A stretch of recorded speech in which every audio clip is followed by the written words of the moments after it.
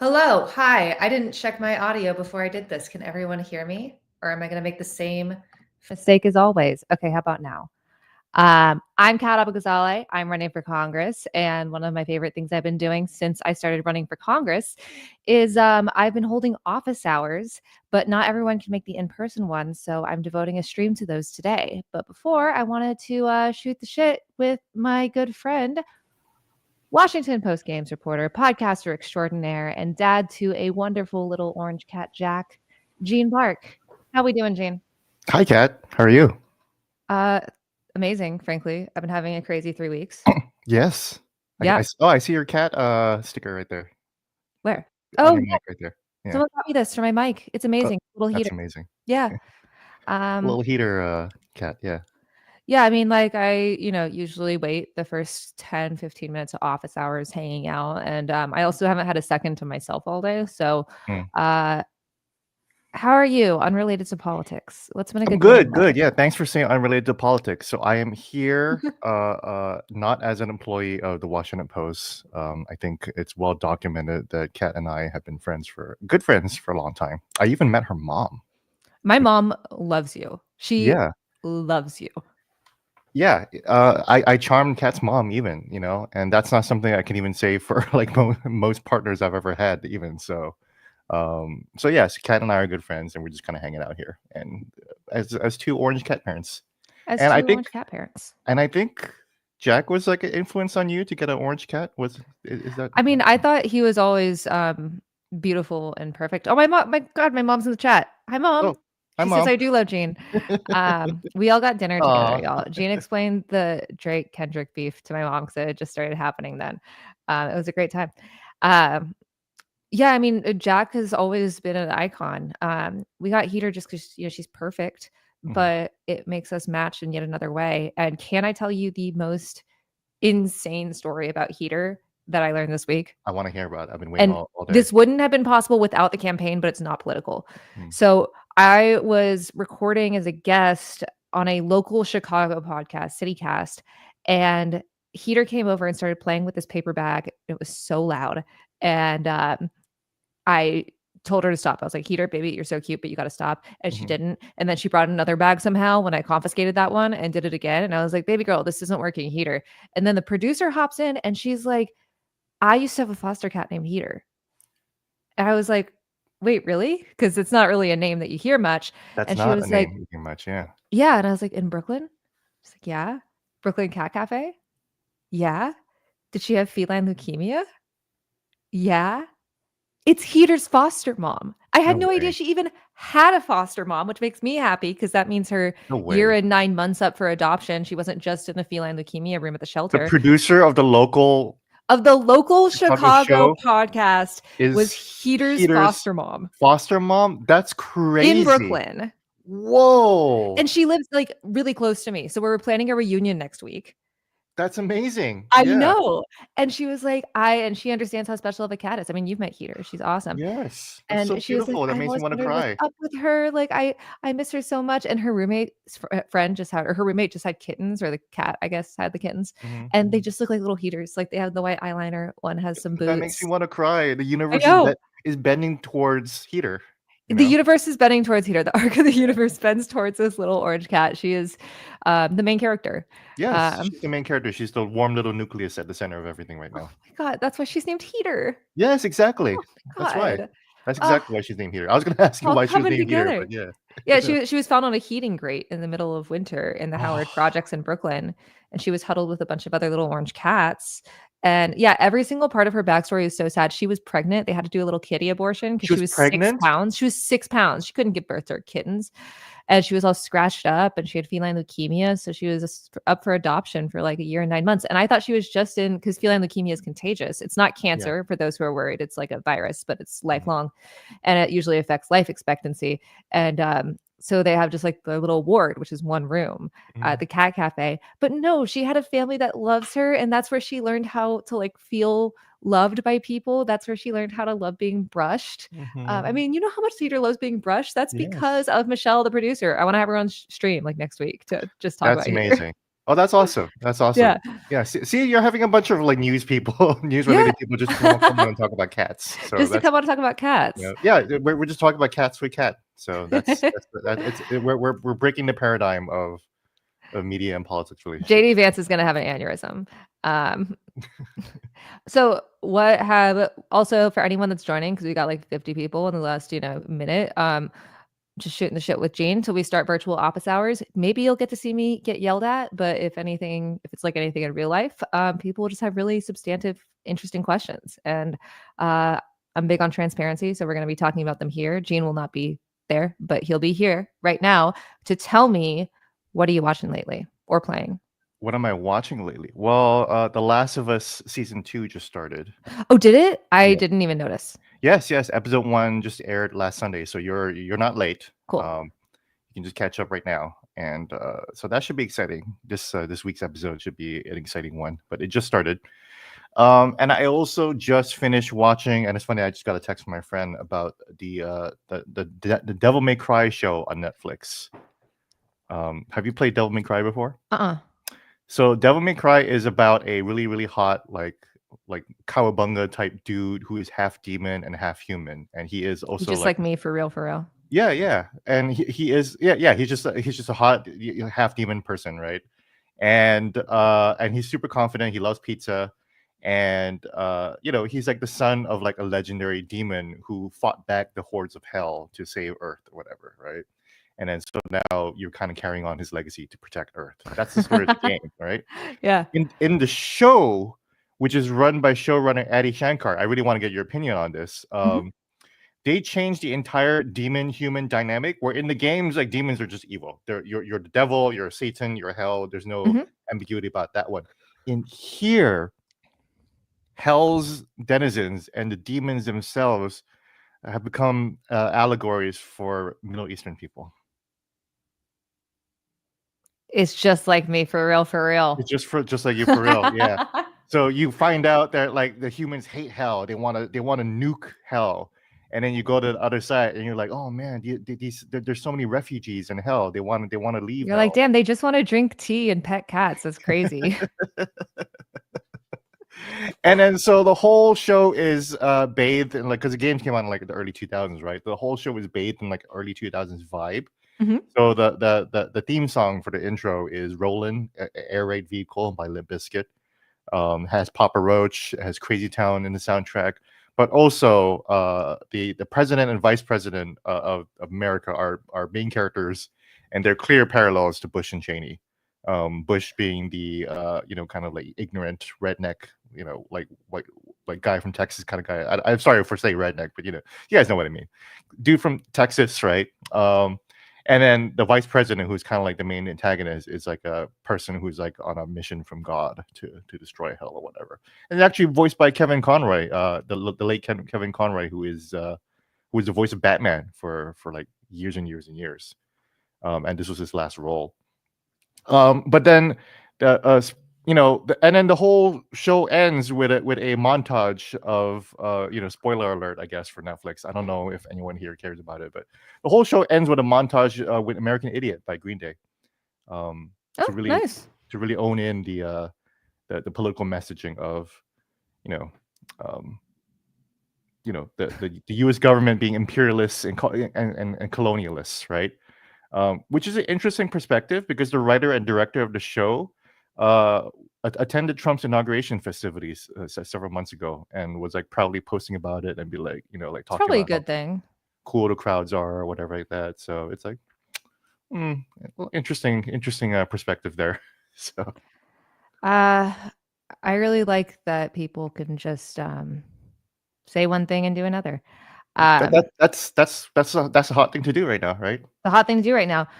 Speaking of, my campaign manager keeps texting me to say, remind people if they are interested in coming on for office hours, you can drop in your contact info in this Google form and he'll get you set up. I really like Sam because he'll just text me all the time when I'm doing stuff. Yeah, I don't know, man. I've been playing early access Hades 2 a lot. It's great. Oh, that's Huge huge fan. one. Yeah, I played it when it first came out, and I dropped off because I'm just waiting. Like I was like, I had enough. I'm just waiting for the finished version now. But are you playing it on PC then on Steam? Do you have a Steam Steam Deck or Deck. I something? got a Steam Deck. You got a Steam Deck. I was given a Steam Deck for Christmas. It's the best. Whoa! Oh my God. You told me to get a Steam Deck, I did. and I was too worried about the money. And then I got it for Christmas, Mhm. and That's an it's awesome. awesome. Christmas It's gift. the best. I play so much House Flipper, man. It's crazy. Yeah. So much House Flipper and so much Hades 2 early access. Yeah. Hades 2 early access. Yeah, I played a bunch of it earlier. I actually got to meet some of the team in New York City when I went up there to preview the Nintendo Switch 2. Ooh. And Hades 2 is actually going to be exclusive to the Switch 2 for like about a year or so too. Like, Really? so, yeah. Oh, So. well, good thing I have a Switch too. Are you getting a Switch too? Oh, for sure, absolutely. You know, Even with the tariffs? even Sorry, even bring with politics in. even when I'm quote unquote terrified. Did you see those shirts that Ha Lizzo ha has ha been? ha. Yeah. Hoo-hoo. Hee hee. Let's see what Shout out Sam to has to say Lizzo, I now. guess. She's doing her thing. She's still doing it, you know. So, but yes, even though I'm terrified, you know, I will need to get a Nintendo Switch too. If it was $1,000, I'd try to save up for it, I guess. I'm not saying that that's cool. That sucks. Yeah. Oh wow, this is a great great question here. I mean, Artemis Best Girl, I think we can all agree on this, but I feel like she's not really as much of a god in this one. She's your sister, you know? Mhm. Do you have a favorite Hades 2 I don't. god? Let me look up the Hades 2 gods right now. It's been months since I played a game gods and characters IGN. Well, Melano, the main character, is awesome, of course. Hecate, the witch. You know, Yes. she's a queen. Badass. I do have to Dora. say, someone in here said Dionysus, and I do like that they make they're like, we're not going with only women get to be sexy. We're making everyone a huge slut. Yeah, Good for them. Aphrodite is like That's real gender equality there. That's true.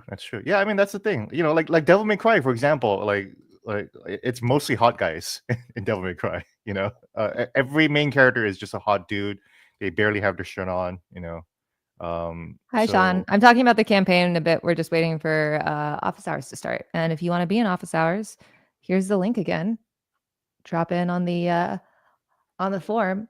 Jane is just helping me hang out and decompress because I've been doing press hits and typing and talking to people all day. And if anyone has fun video game or anything other related questions before then, let us know.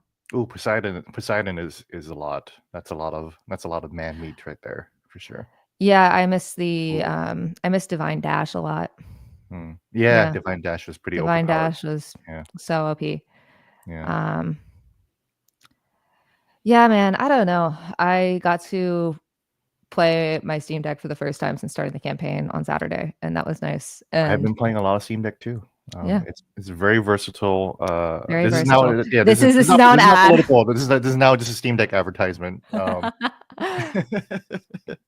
it's like I've been playing The Last of Us, you know, because The Last of Us show is going on, and it's like, yeah, you know, I like to have like my corporate media synergy going on, so I like to play the show while I'm playing the game too. So, yeah. Oblivion remastered. That's a good question. What's up, Justin? Yeah. So, did you ever play the Elder Scrolls games before? No. These are games where you just like I know what the Elder Scrolls games are. Yeah, but... they're just a fantasy world or whatever like that. Yeah. So Oblivion came out in like 2006 or 7 or something like that. It was like one of the first games I bought when I moved to Hawaii. So it was like a huge like companion for me. I mean, other than my ex-fiance who was there too, and we were playing Oblivion together. But it was such a huge companion for me, just being in that world. So I'm kind of excited for the remaster, but it's like I don't know if I really want to play it again. I would rather they remastered Morrowind, which is like a much larger like country to do. So of course they're remastering Oblivion, which is a lot easier to do. Which is like I wish they did the harder thing, but I don't know. They still have to make Elder Scrolls 6, which they announced like 8 years ago, and like when Trump was still in office back then, you know. Oh wow, heater's here. I can't move my laptop, but just so you know, she has come here to represent her mug Mm, that my partner's mom got us for Christmas, but the picture got blown up too much, and now it's my favorite mug in the world because that's awesome. It's good. I it's need one. so I need much one now. better than I if need it one was now too. I different. should get some Jack like memorabilia for sure. Yeah. Oh my god, Yeah. the fact that you have it, I'm just like a little. I'm Yeah, doing I this have sound to make Heater look up at me. It's very cute. one. Um, Oh, is he there? Is he there?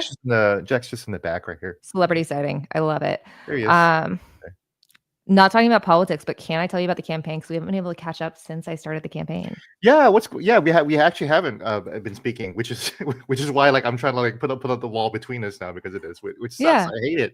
I hate when my friends run for office, but I'm so proud of you. You know?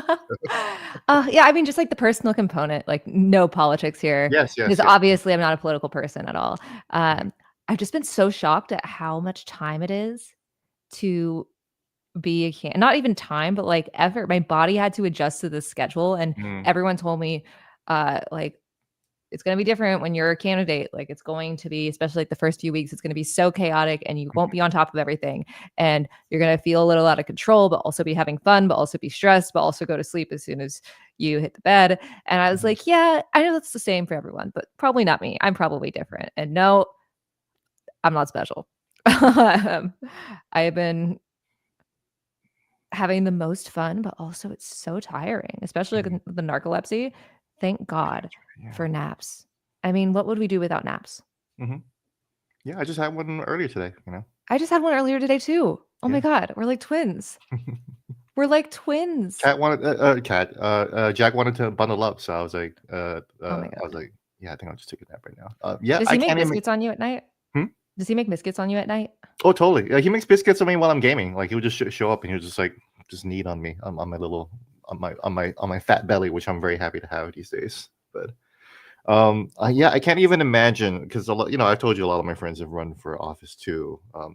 And when I was not a journalist, I've actually helped out in campaigns too before. Um, I was actually part of the campaign against Tulsi Gabbard in Hawaii. Um, we were trying to get her out, try to not make her get into Congress, and we failed. So Um, I mean, how could that can't have any other repercussions, right? yeah, no, who knows? Who knows what could have happened after that? But I guess it makes you kind of appreciate how much and yeah, Biden was old and he wasn't really fit for the campaign, but it does kind of make you appreciate how much crap he had to put up with, like as an old man, I mean, um all of them. I I don't understand people that want to do this for their entire lives. right. I'm having so much fun and like I want to help people and I can't wait to do so, not just in office, but like Hmm. we have so many fun, like not only mutual aid, but like recreational events for Hmm. everyone. I'm so thrilled for them. But also, it's like if you have any other interest, you just can't, besides this, Hmm. it's just that. And I feel like it's kind of like just American work culture personified. Mm. um, Throw your whole identity into it, kind of thing. Yeah, yeah, and I'm Mm. I'm really enjoying the part of it where, like, I'm trying not to do that, like, tomorrow by the way, if you're in Illinois 9, we're holding a knitting circle, you can go to our website, catforillinois.com/events, come knit with us on Saturday. I forgot what day it is, time doesn't have any meaning, um, but it's just, yeah, like, you have to make an effort to do things that you like to do and to have hobbies, and Mm. I can't even imagine how, like, parents, especially, like, moms do it. Oh my god. Hmm. Um, and I'm really lucky to already have a platform, but Yeah. not everyone does. That makes this whole thing very inaccessible to anyone that's not super rich or super well connected or both. Has time, I feel like you kind of understand why lawyers end up running for office a lot, right? I mean, they write law, so that's helpful to be a lawyer. Yeah. um but like if you're not in active practice, then it's like why not just run. Yeah. Yeah. Absolutely. Um, Yeah, and to do this for life, I don't know. I guess we won't see you in office when you're 110 years old, right? no, I will be 110 for sure though. No, I God actually made willing, God willing. a pledge that if I win, I don't want to. Oh my God, I am begging someone to bait Sean Hannity into that. How it's too femme. We're too femme. By the way, the person that helped me set up this knitting circle at a local brewery is just like Mhm, a straight white dude who loves crafts, mhm, which is a fun part of talking to all these mhm. different interests and the diversity. Anyways, what I was saying, I'm planning to not, if I win, not serve more than 5 terms because I Yeah, think that we have a very dynamic, changing world, and we need a Congress that goes with that. yeah, Yeah. yeah. Also being too anti-fem and everything like that. It's like it's so weird. This, we're on a show called Culture War Games, right? Uh, it's so weird that the culture war has really shifted against like femininity. Like I keep thinking about, and the only reason I keep thinking about it is because people keep bringing it up on the goddamn timeline. But that poor Australian skincare interns, the Mhm. uh, Yeah. Gen Z boss and a mini or whatever. Yes. Like for whatever reason, like people have just warped their brains into like making that being against that their political worldview, and it's like, how is that even coherent or healthy or um logical? Like Yeah. it's crazy. You're just looking at a post that annoyed you, which to be fair, I get it. I'm 43 years old. It's annoying. I get it. Yeah, But absolutely. it's like they were just copying an annoying trend. That's the thing. Like it's not like they made up that whole thing. They were just copying what annoying thing was on TikTok. Um, you know, Yeah, absolutely. and Sorry, Sam continues to text me, but you're absolutely right. it's just crazy to see. Yeah, this is just like my rant against people who have a sickness over that video, and obsessing over like little things that don't actually matter at all or aren't germane to anything that's Yes, it's going just on in like the this country. fixation on things that don't matter. I think I read this tweet that was like that video of the Australian girls, Mhm, the incels that are upset about it. That's how they picture women spending all of their time, is that like mhm, 10-second clip. mhm. Um, Yeah, there's no object permanence in terms of like how women might be, yeah. in the rest of their day. Yeah, Um, absolutely. I mean, I know that I don't do anything except text my campaign manager, eat sweet tart, and stream. mhm, Um, this is all I do, mhm. and I've never done anything else. Yeah, Gen Z boss enemy. Yeah, yeah. I was trying to say like, eat hot chip and lie, Eating hot but chocolate line. Yeah. all right. Um, okay. I don't know how to explain that I'm on stream to my campaign manager. Anyways, um, yeah, I don't know. How else is life, Gene? What's a good thing that happened to you this week? What is a good thing that happened to me? By the way, if you want to hop into office hours, submit a response on this Google form and you'll get the link to our little waiting room. Oh, I wrote my second piece about the Minecraft movie. Speaking of Gen Z people, Hmm? um, so I watched the Minecraft movie a second time. Oh, how do you Um, like it? I haven't watched it the first time. yeah, it is not a good movie. It is Jumanji on crack. Um, it is Jack Black just screaming Minecraft references. But have you heard of the chicken jockey phenomenon? I have heard about when there's like a moment in the movie where everyone says that, and I don't Mm. know what it's about. Yeah, so there is a moment in the movie where Jack Black or Jason Momoa is about to fight the chicken jockey, which is a baby zombie on a chicken. Mhm. Um, and this is and according to I've only played like 12 hours of Minecraft in total. I'm 43 years old, so like like Minecraft missed me by 10 years for sure, at least 15 years. So I had to look it up, and I was like, oh, a chicken jockey is a rare spawn. I know what that means. So I was like, okay, I get the specialty of the chicken jockey. I understand this, Yeah. right?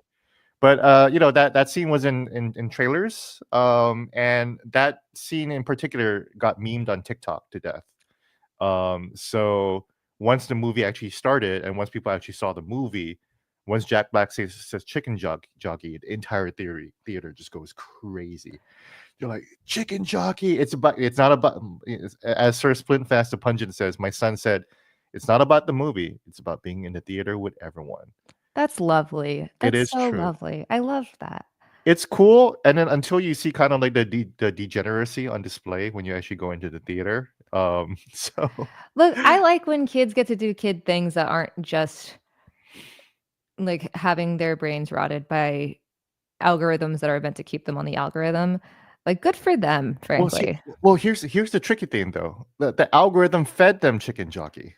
That's true. That's Mhm. true. But they're still not on their phone for like an hour and a half. Yeah, but And they're acting out the phone thing like in the theater, which is okay, which is Gene. interesting. You know? Okay. Okay. I'm I being was the trying old to man in find the it. clouds here, right? Yeah. Yeah. Yeah. Well, here's the thing. So when I saw it here at Gallery Place in DC, I saw kids eating off the floor. Like people were throwing food on the floor, and then the kids went on the floor and started eating. And I was like, "Oh, So this another is." topic we should talk about. And then in I think in Wyoming or something, or Wisconsin, someone brought in like a live chicken into the theater. And then once chicken jockey happened, he brought out the chicken. And I'm not equipped to handle the chicken jockey discourse, Gene. I got to be totally real. I'm just not. Um, I am equipped to do virtual office hours, which we had our first person show up for the first slot, and apparently said that their camera and mic didn't work, and I don't know what that's about. So if once again, if you want to join office hours, you can fill this Google form as we wait for other people. Thanks for hanging out with me, Gene. Yeah, but chicken jockey is your generation. It's Gen Z. It's yeah. Well, the thing is that like you're 26, famously, right? As everyone famously all over the headlines. I'll be that forever too. You probably will. Like you probably will. That's the thing. Like you know, bit. like my other good friend Taylor Loren, she's forever, whatever people think her age is. So, you know, that's just what it is for you. You're just gonna be forever 26. When you're 43, my age, finally, people are just gonna look at you as some 26-year-old, anyways. I mean, that rocks for me. Yeah, I mean, it's kind of like as long as I get someone with good Botox. It's kind of well, yeah.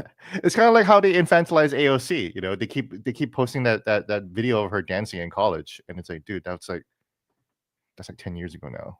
You know. Yeah, yeah. I mean, I hope they find my One Direction fan blog from middle school. I really do. Yeah.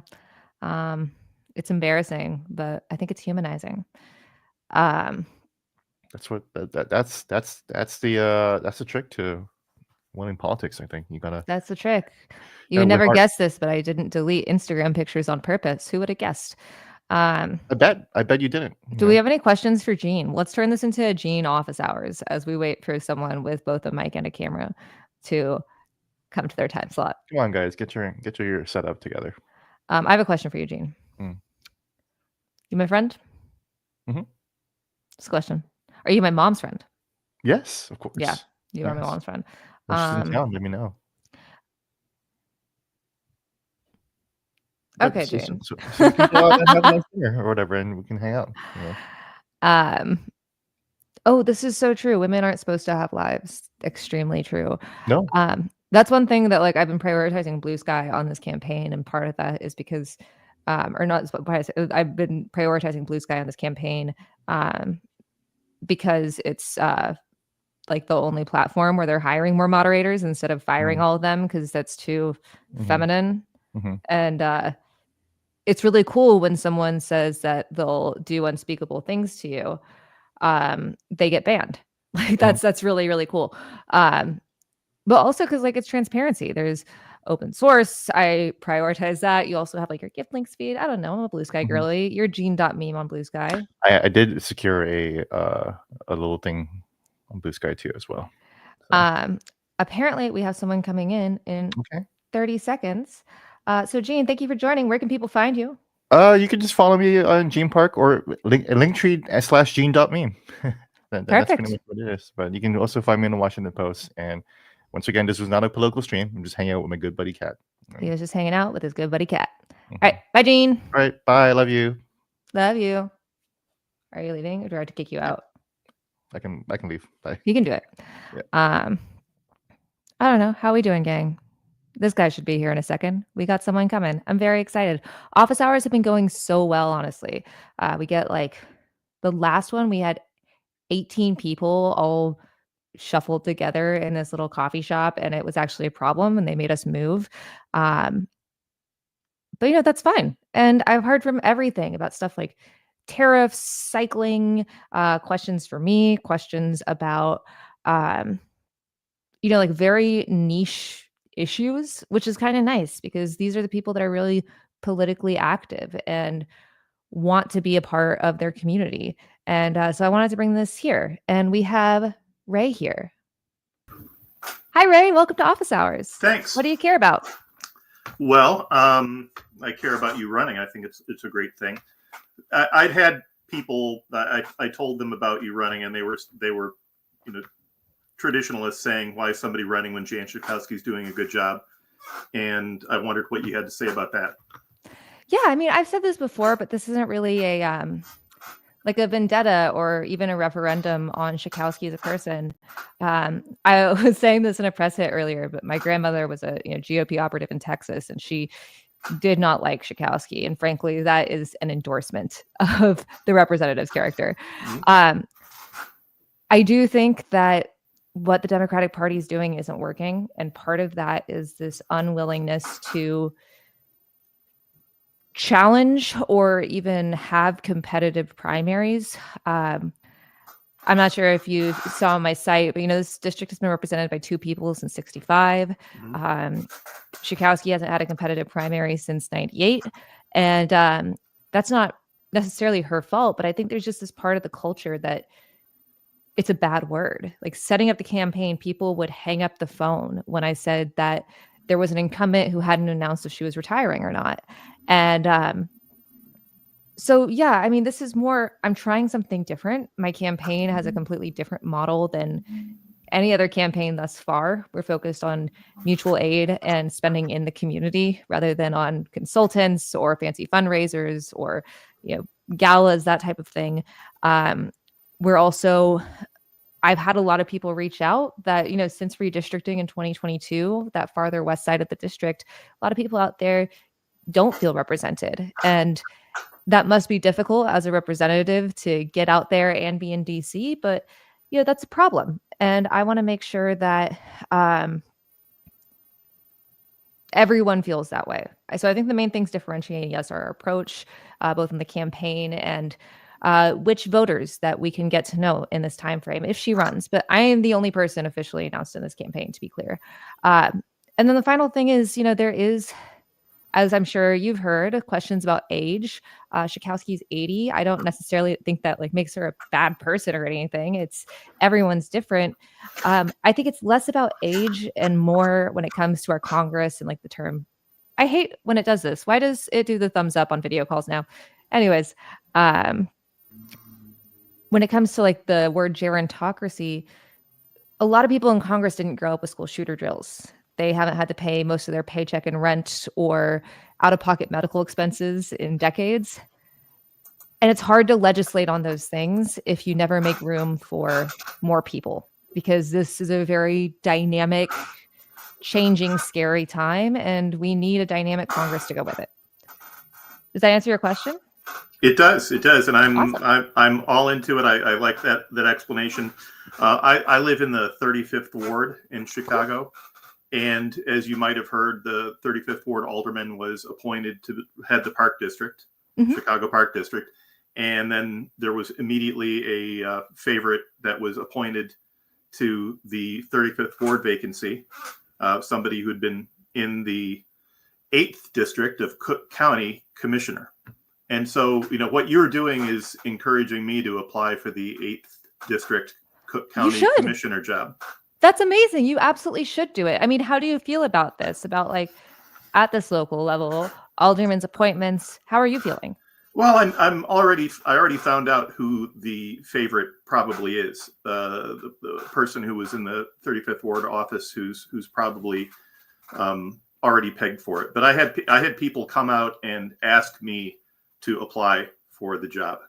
And hell yes, do it. So it doesn't take much at this point. It takes a resume, a letter of intent, and a couple of letters of recommendation.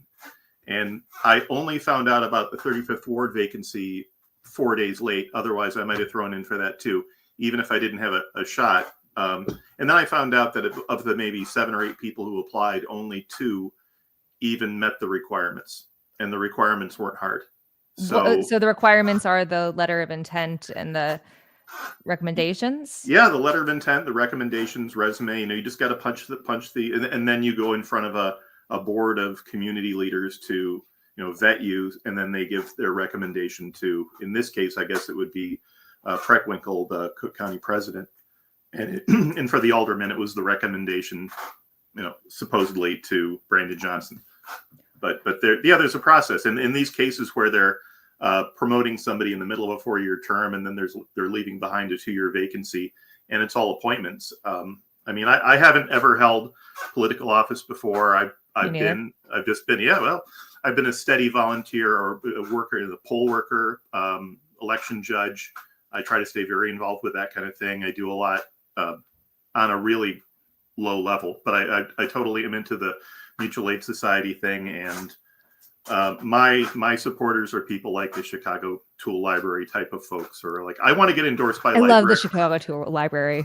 They're awesome. Fantastic, and I'm not saying that they haven't endorsed me or anything. I haven't asked them. It's just those are my people, and and I want to get endorsements from librarians and people that run food pantries and not fishmen. Fuck yes, we actually have a librarian coming on next. I mean, if you want to stick around and say hey. That's amazing. I'm not sure if you're seeing the chat in here, but when you said you want to run, everyone was like, yes, Ray, do it. Based Ray. That's fucking awesome. I have loved seeing how many people are excited about running for office. I mean, especially at like the municipal level, the barrier of entry isn't that high, but we aren't told these things. And so it seems like it's inaccessible unless like you're rich or already in politics. That's fucking awesome, man. I am neither of those things. I am definitely not rich. I'm not in politics. I've really only dealt with elections in the context of getting on the board of certain not-for-profits. I've been a board member of not-for-profits before, like Pumping Station 1 up in Avondale area, and the American Legion in VFW. I'm an Iraq veteran, and I spend a lot of my time trying to help veterans. Well, thank you for your service, both in the military and at our polls and at the municipal level. I mean, this is the type of stuff that makes our country run. This is amazing. And also, if you sound like a guy that's really involved also in like volunteering and things like that. If there's anything our campaign can do for like fundraiser or gathering donations or anything, just hit us up. We're trying to think creative. Thank you, and thank you for what you're doing too. I think it's fantastic. Yeah, of course. I mean, if you want to stay on until Serena gets on, absolutely. But if you got to split, no worries. No, I don't have to be anywhere in particular. I saw this was coming up, and I canceled my plans for the evening, at least for the afternoon.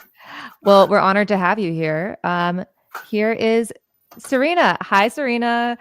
This is Hello. Ray. He just came into office hours and was expressing how his dream endorsement is from a librarian. So I was like, he should stick around and say hi to Serena. Absolutely. Serena, you actually just won a race. But I am a trustee. Sorry, you just won a race.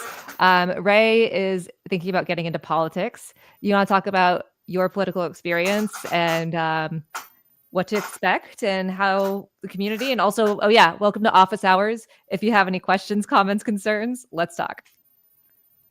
I do have to move heater. 1 second. That's my cat. Thank you. Here you go. We're not doing this.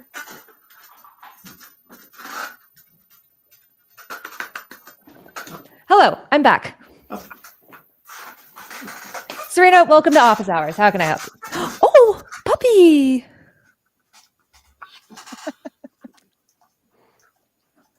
Amazing. Perfection. All right. Thank you so much, Ray. Animal interlude. Serena, let's talk office hours. What's up? How are you?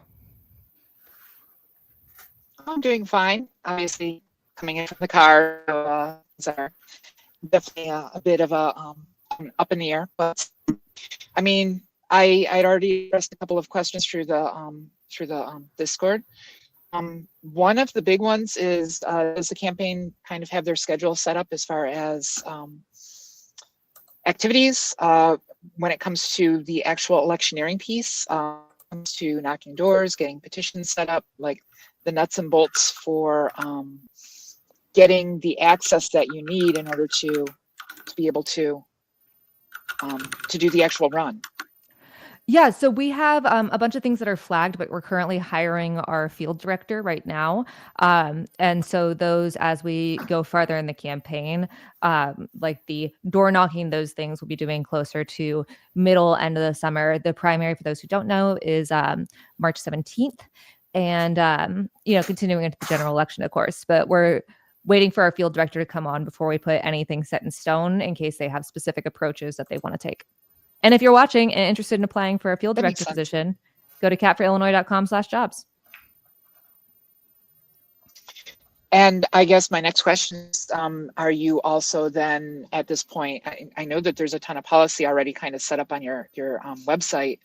What kind of group do you have that is currently working on that aspect? Like, especially as new things come up with the administration, especially with the trade wars, do you have currently a group of folks that are focusing on specific areas within topics effectively?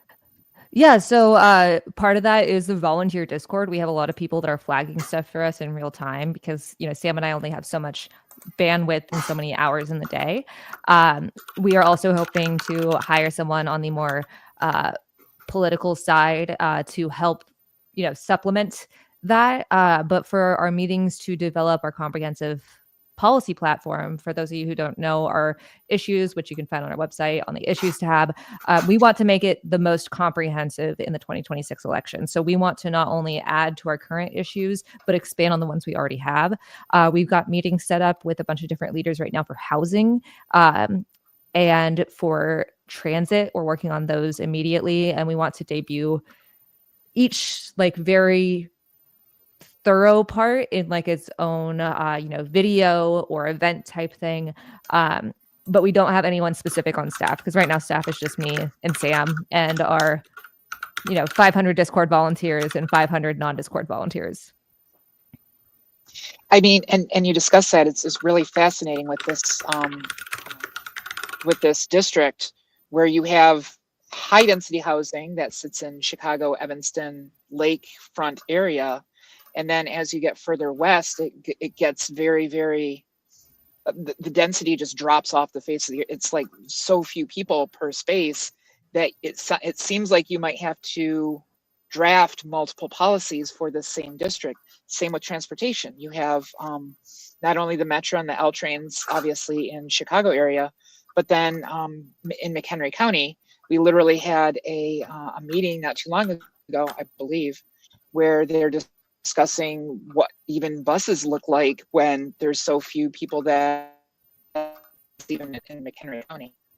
So I assume that that's something that you're as you go through that it might be a challenge to address the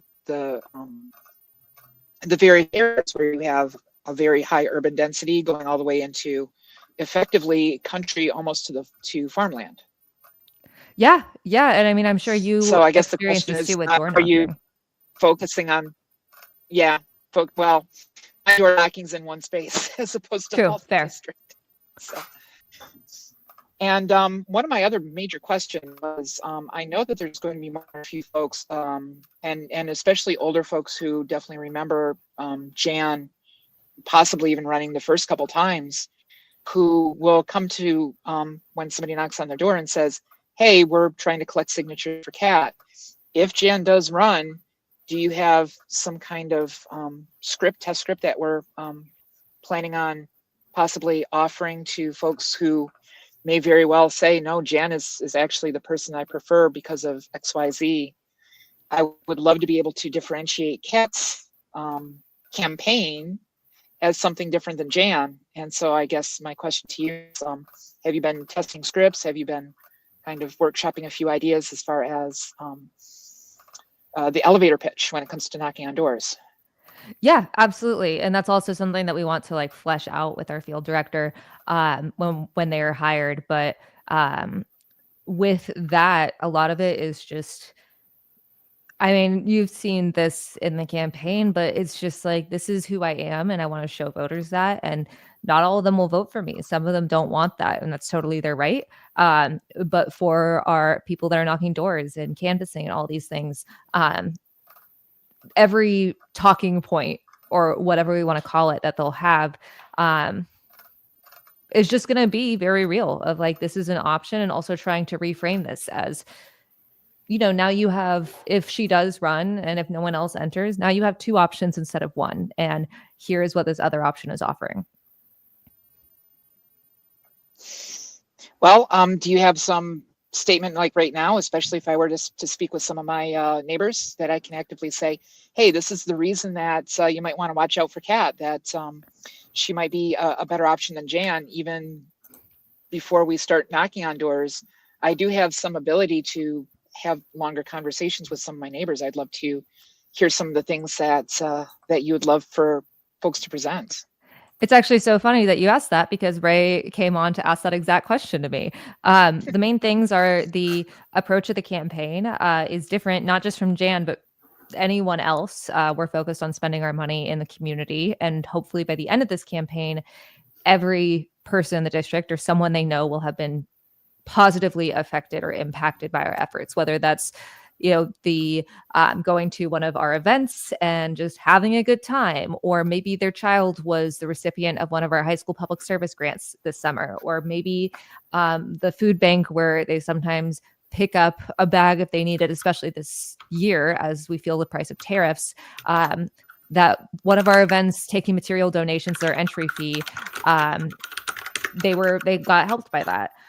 Additionally, there's part of it that's transparency. I'm really big on transparency and making this as accessible as possible. As you know, I am very, I want to make sure everyone is seen in this district, even the ones that are new to the district since 2022. I mean, that's why on my healthcare platform, I talk about the need for more, we need to be subsidizing healthcare in rural areas, because that often gets looked over when it comes to like Medicare for all, when it comes to government intervention in healthcare. It's just, these are healthcare deserts.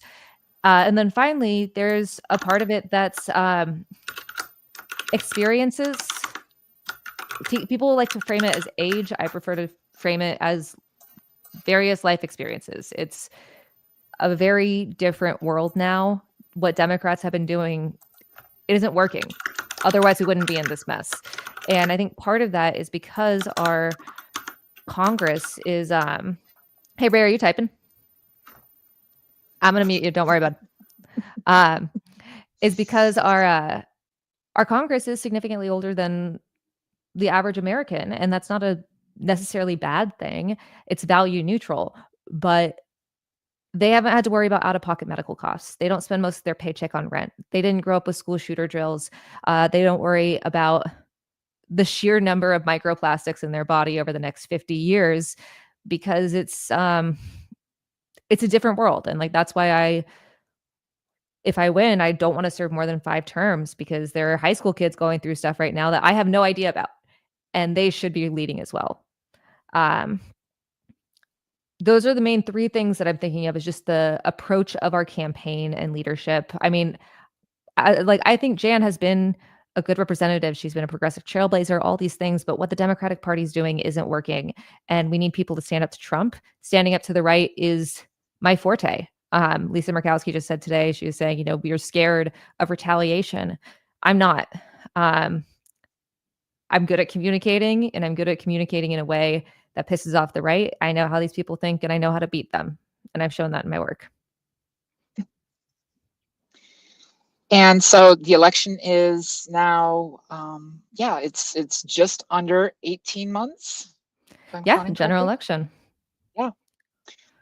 So especially if part of the goal is to build effectively a community organization, so to speak, if for whatever reason you decide to suspend the campaign, or obviously you go all the way to the finish line and it doesn't work out, which would be really surprising, because I mean, theoretically we would find out roughly whether or not you'd be representing this district in March rather than in November.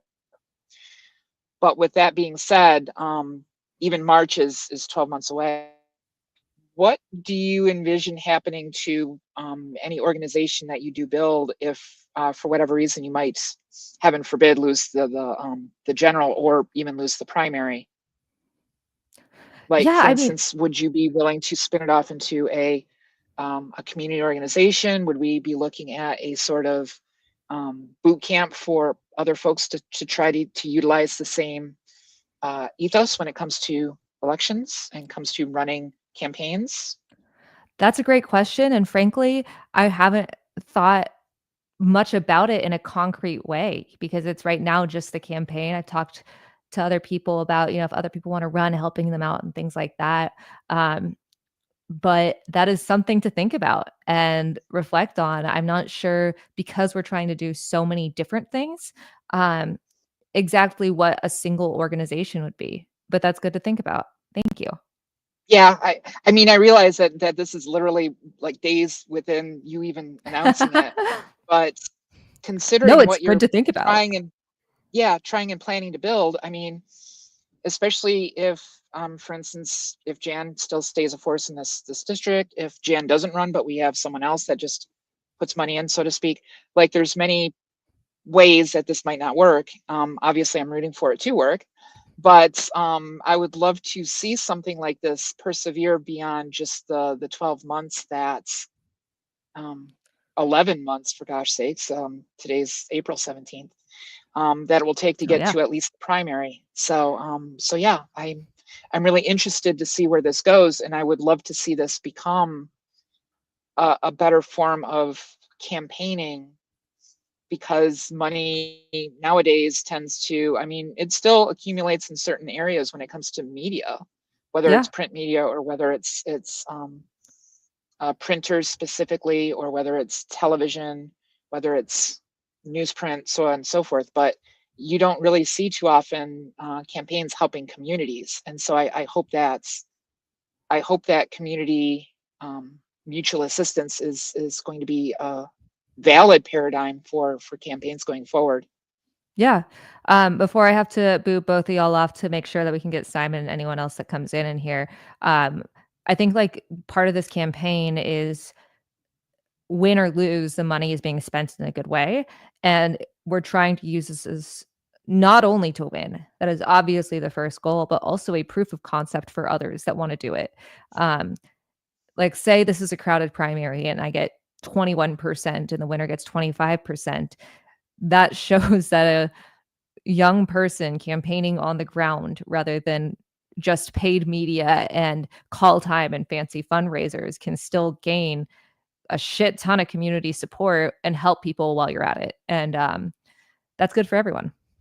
All right, y'all. Thank you so much for being here. We got Simon here, so I got to take y'all off. But great questions from both of you. It was nice to meet you, Ray. Nice to see you, Serena. Simon, welcome to Office Hours. Hey, thanks for having me. How are you? What do you care about?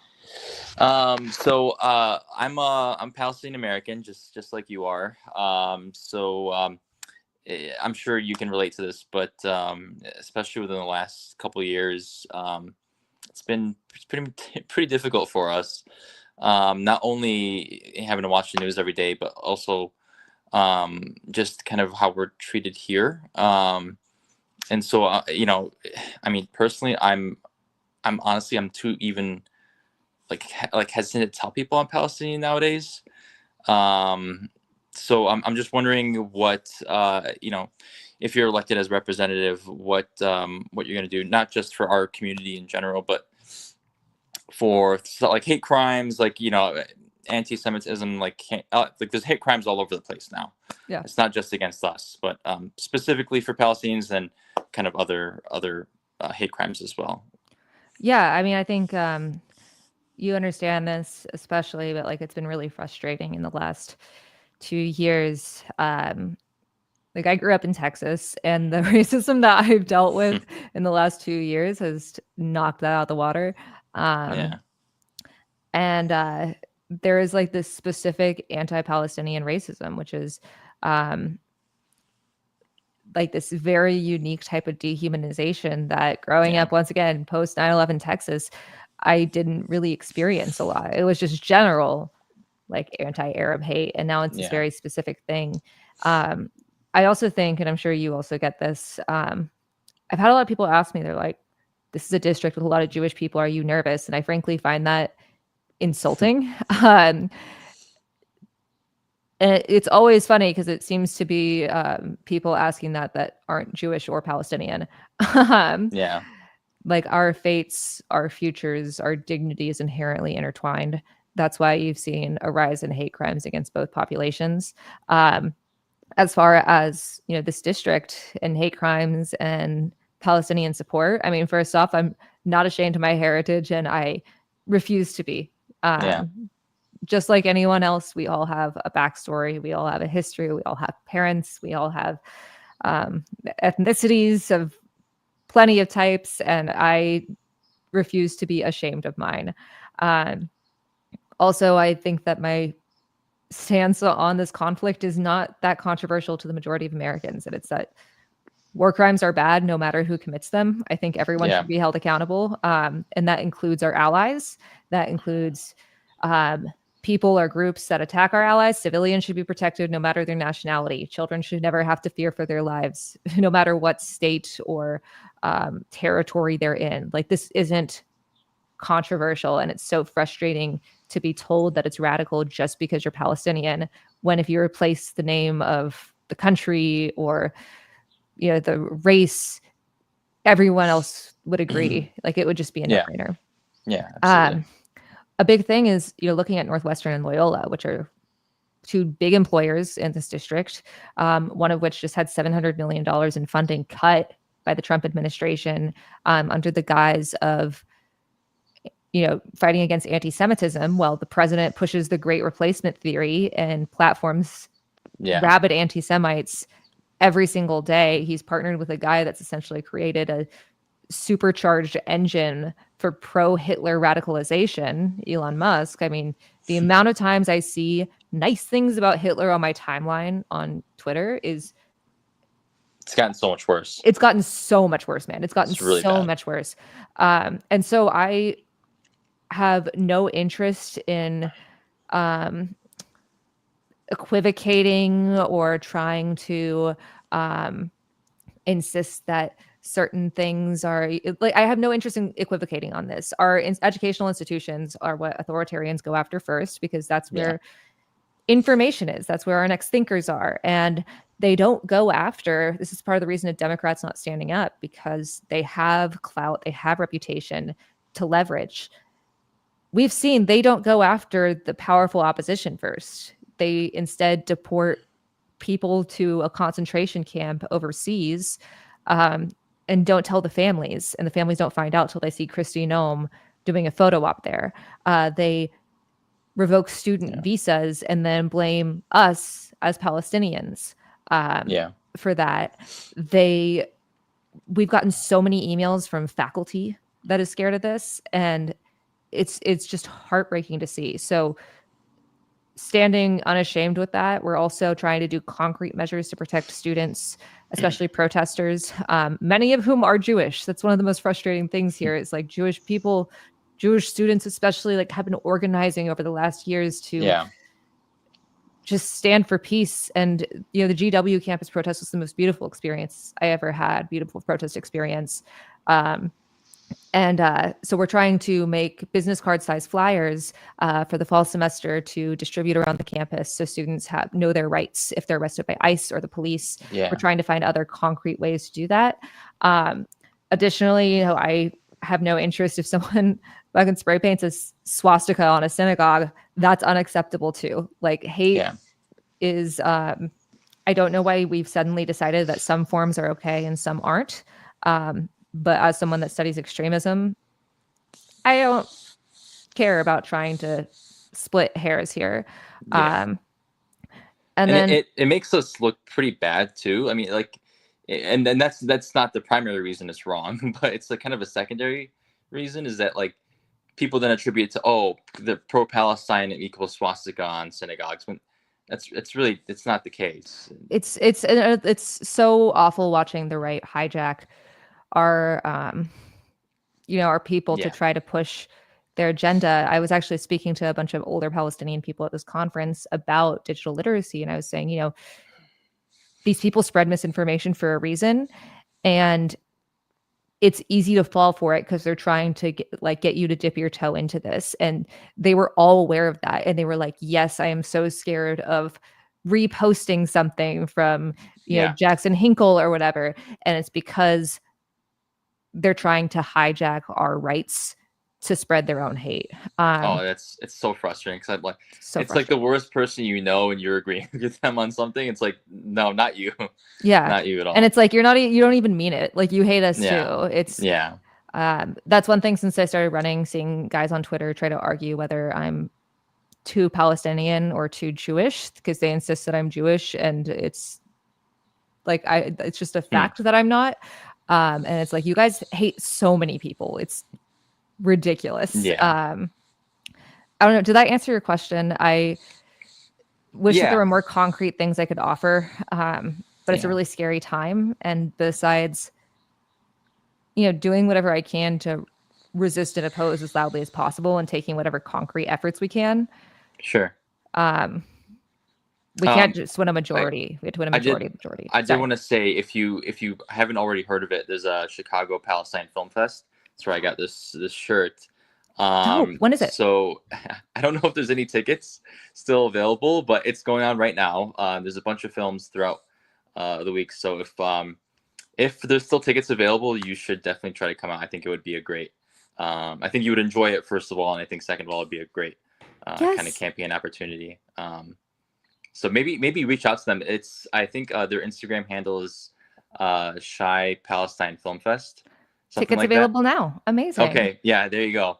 So I think it would be a great idea. Yeah, that sounds great. And I mean, one thing I love is Chicago has the largest Palestinian population in the U.S. And growing up in Texas, as I've said 3 times now, it's been so cool because there are so many great places to eat, and there's dozens of us in this district too. Dozens of us. So. But thank you for coming, and thank you for doing the office hours. Hope to see you at an event soon. I plan on it. Thank you so much. All right. Take care. We got a new person. Hello. Do you want me to refer to you as Darkest? Yeah. Cool. How you doing, Darkest? This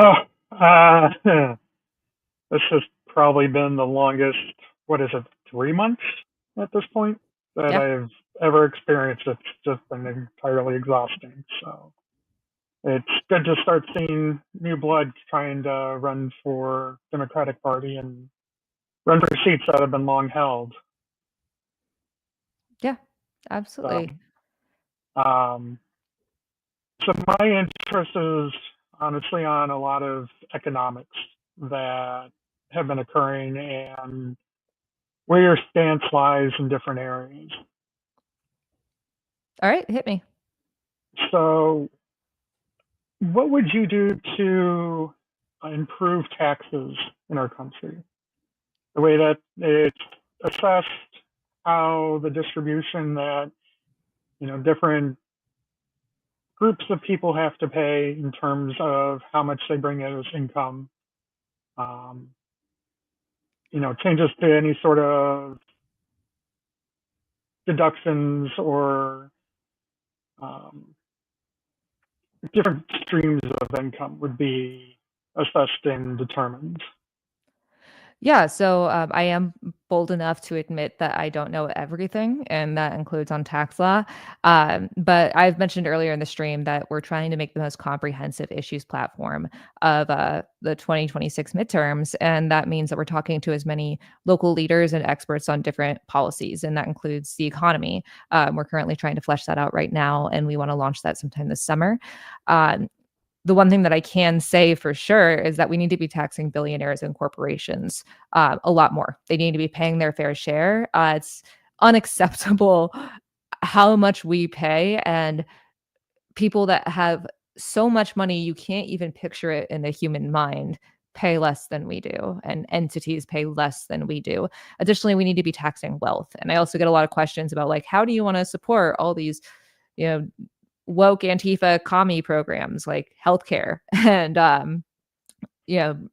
trying to ensure fair housing and all this stuff. And a lot of it is these meet people's material needs, which is good for the economy. But also, in many cases, they are less expensive than what we have right now. Our healthcare system is a massive waste of money. And a lot of it just goes into the pockets of insurance companies and pharmaceutical price gouging. And so I know you didn't ask about that in particular, but I do, while we're talking about taxes and the rich and all these things, flag that. Are there any particular sort of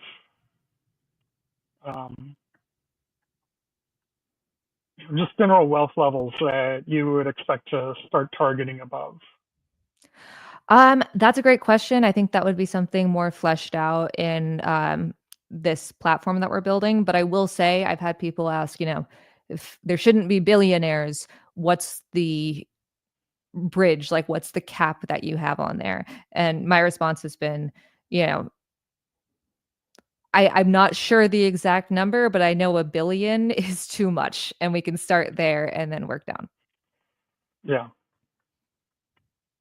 What do you see as some of the top issues that Illinois Ninth has, and what are some of the ways that you're going to try to help alleviate those issues? First off, I was talking to Simon about what's happening at Northwestern, and I'm sure that I won't be surprised if ICE tries to show up on a campus, although they don't like this area because people know their rights, which dope as hell. We love to see it. Because that is one of the biggest employers, both Northwestern and Loyola, how authoritarian regimes go after educational institutions will absolutely be a massive issue. I mean, it already is for this district. But I also think there's the most baffling thing about this presidency that's just like fumbling the bag. You're getting rid of the bread and the circuses.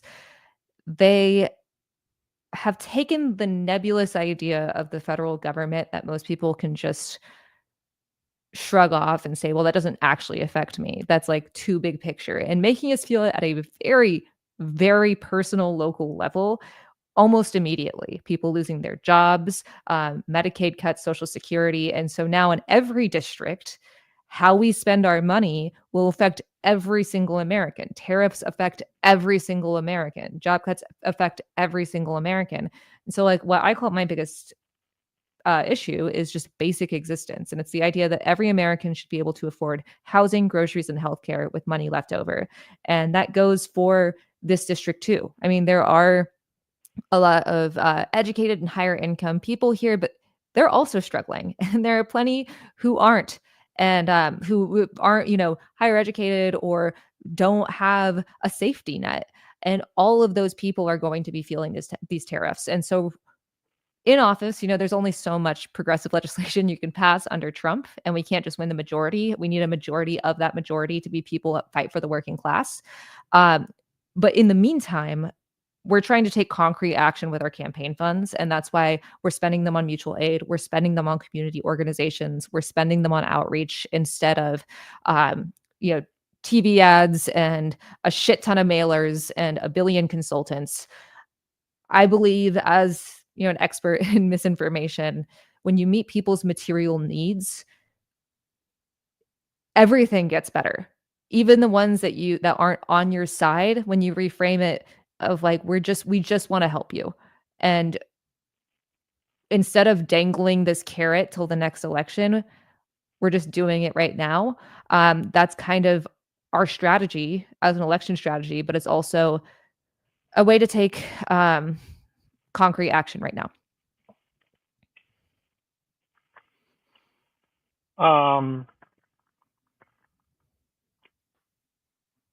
What sort of legislation would you be able to put forward in terms of privacy for our citizens? What type of privacy in particular? Sorry, I didn't mean to interrupt you there. Data and just general, any sort of information.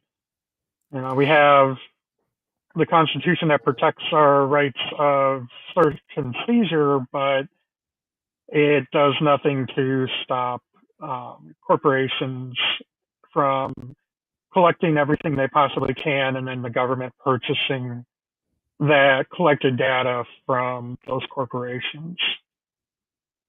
It's only the way I see it, it's only a step from going, if you're doing nothing wrong, you have nothing to hide, to as long as you do what they tell you to, you have nothing to hide. Yeah, that's complete bullshit. Yeah, well, and that's the issue of why we need data privacy.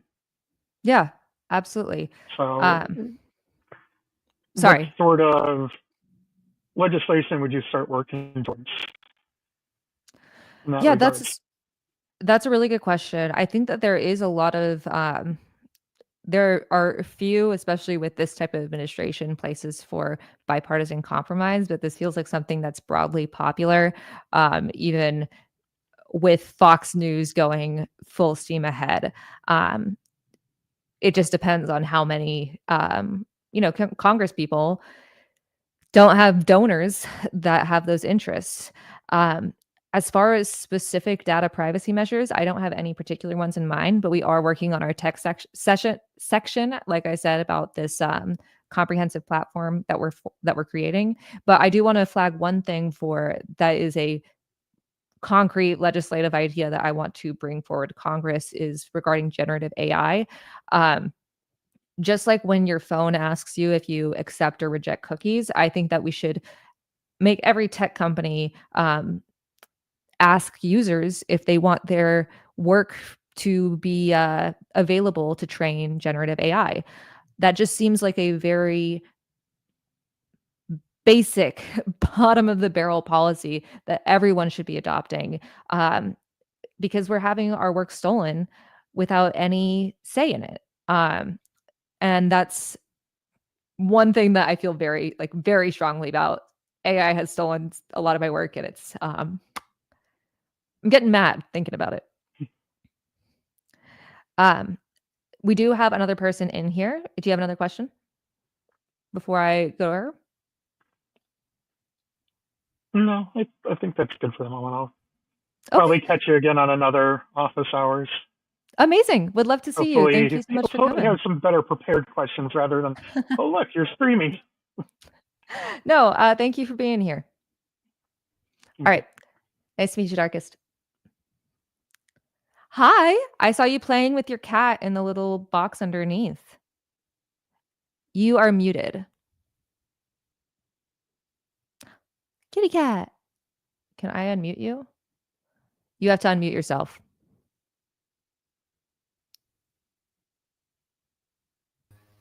First time there we this. are. Hi. Hi, Alicia. How are you? Good. Did I pronounce that right? Yeah, it's not my real name, but it's my username. Perfect. Sort of a long story. I didn't want to take too much of your time. So. How are you? Welcome to Office Hours. Good. Kitty. Yeah, I'm trying. Thank you. Sorry about Midna. She doesn't like it when I. Oh my God, people. this is Midna. Guys, if you don't know, I have a Patreon for my cat where I post a picture of her. It's $1. I'm on there. She's on there, and she posts pictures of Midna in our group chat. That's me. Amazing. Midna, you're a star. Yep. How are you? You got any questions? Good. Not questions. I did approach you about a job, but I put my resume in the resume bank because I live in Tennessee, and you know how bad it is. Yeah. Because I did email you about one-on-one. Yeah. But no offense, but your response time is kind of slow. Yes, that is because it is me and Sam. We had our buddy. Sorry. We have a volunteer that has been helping us go through emails. Blue, if you're still on stream, thank you for being here. Right. But I cannot stress how wonderful the support we've gotten is, but it's Mhm. also far more than we expected. And so it's Right. just, it's been working through those. Right. I know it was like 2 people, but I felt so bad about harassing you and your campaign manager. No, you are all Because- good. Also, I did send you a friend request on like Discord like a week ago. Okay. Awesome. But I was like telling you about this because I got let go from my museum job because they were facing budget cut, like funding issues. It's only going to get worse. Yeah, it absolutely is. And it's Because- really rough to see. Right. I know they weren't state funded, but I did hear like the federal like grant money for museums got canceled after I got let go, and they're probably scrambling right now. I'm sure. So I did hear about your campaign, and I had to tell my parents about it. And oh boy. Bad? Good? Well, apparently one of them didn't like that you swore. Oh, well, That's what are you gonna do? But I'm like, you can't control that. I mean, I can, but I mean, you choose can, not but to. So Hi, Midna. yeah, when I first when you first announced it, I was like, are you hiring? That's why I DM'd you on Blue Sky. That's why I got that account. And it took a bit. So sorry about that. Because I did notice that people were like, hey, Kat, are you hiring? In the replies to your posts. Yeah. I was mean, we're hiring for a field director right now, but we have a limited amount of money. So we have this resume bank as the campaign increases. And, we need different positions and people. Right. Yeah. So I put that in there as like a fallback because I can get to Chicago. It's just I cannot afford an apartment. Yeah. It's definitely a tough position to be in. I'm sorry. Right. But you do have Midna, and she's wonderful. I mean, look at her. Thank you. Iconic. Mm-hmm. Yeah, when I first learned you were a Legend of Zelda fan and signed up for the Heater fan club, I was like, oh, she's going to get kicked out of Midna's name. Yeah, absolutely. 100%. I do love myself some Zelda. Mm-hmm. It's great stuff. So yeah, that was it. I didn't want to take time from your constituents, but I wasn't sure how fast the response for that one-on-one was supposed to be. But I am still looking for other jobs. But it's just been a lot. Yeah, I'm sure. I mean, I got laid off last year, and I know how that is. But thank you for coming, Alicia. Thank you. I heard about that and felt so bad for you. Also, that story about Heater and her foster home was the most wholesome thing I've ever seen. So yeah, it's very sweet. Okay. Thanks for your support. Thank you. Hope to talk Good to you luck. soon. Yeah, Bye. absolutely. Bye. Hello, Jennifer. Welcome to Office Hours. Can you hear me? Jennifer? Girl, you're on stream. I'll text you. I think you put your contact info there.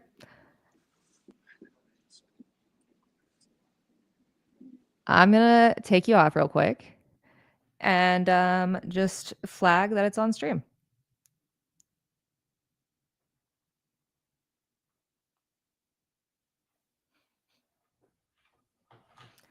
How are we doing, guys?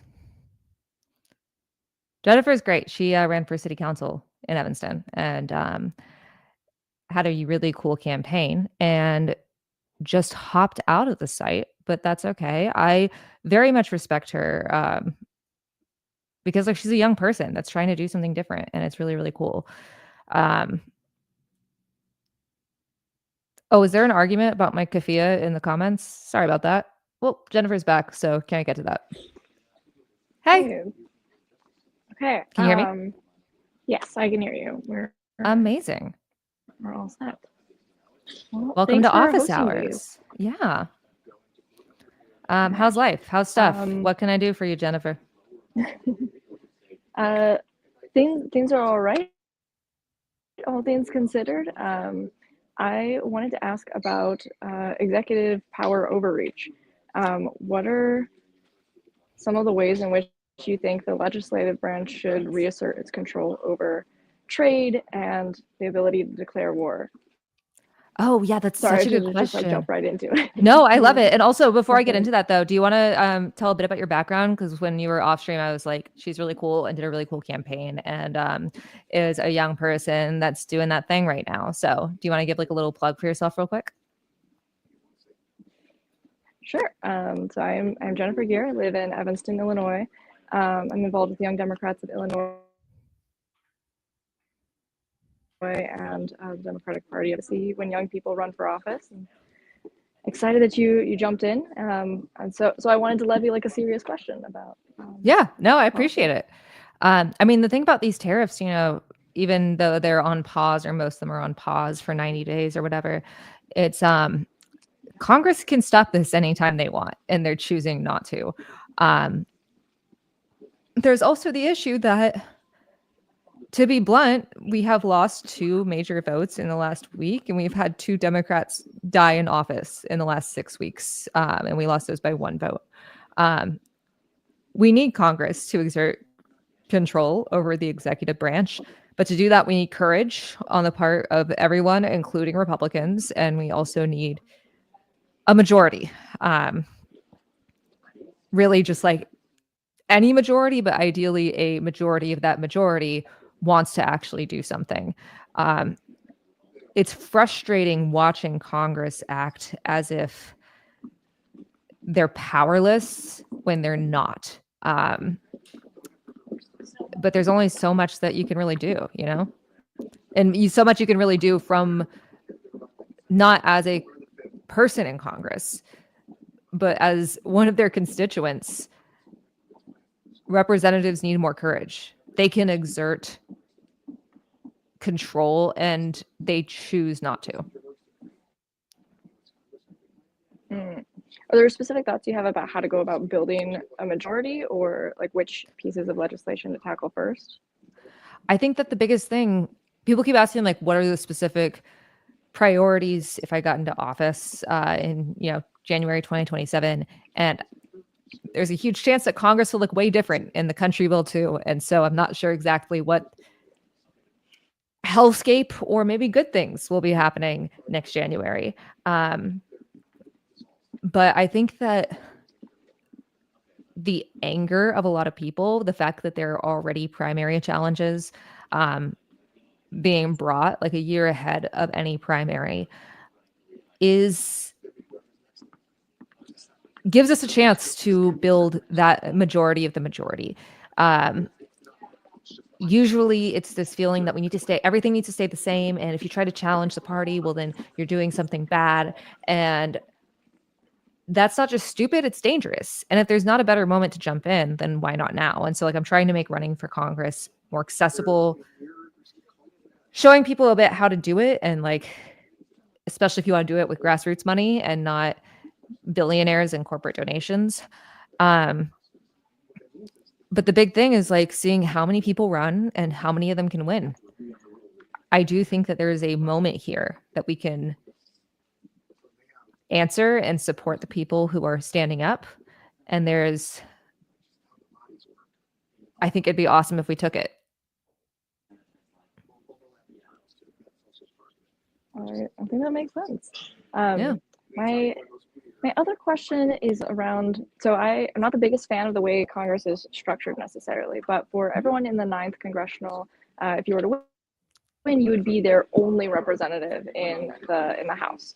I think young people would be really excited by that, but what are your thoughts around more holistic constituent services or district-specific projects that indicate that you're willing to serve all people?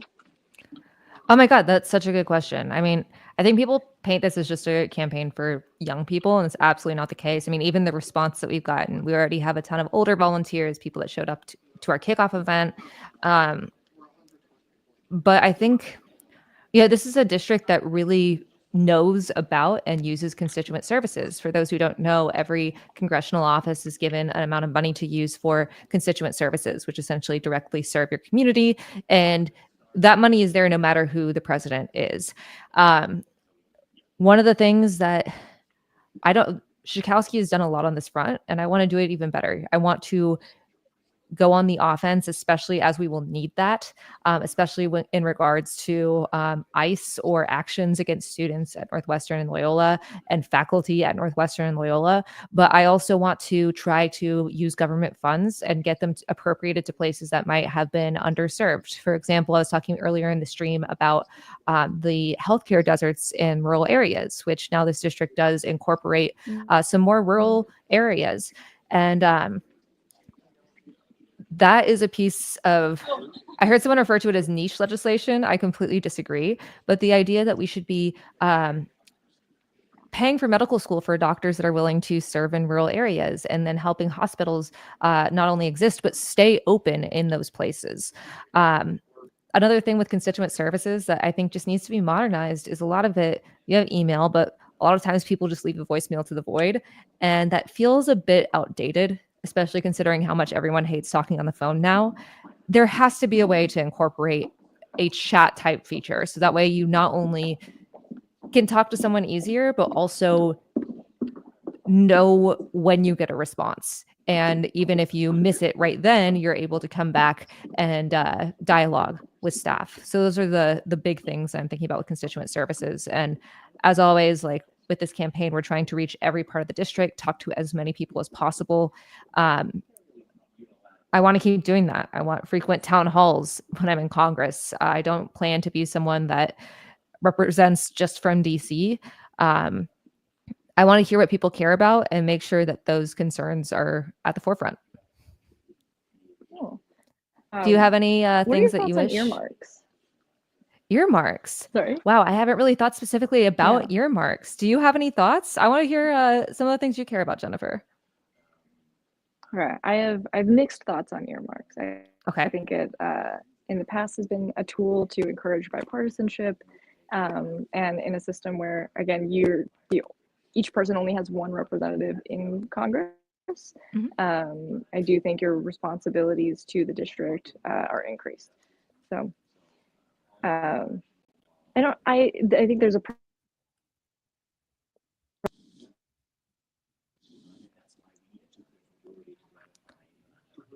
Sorry, you cut out there.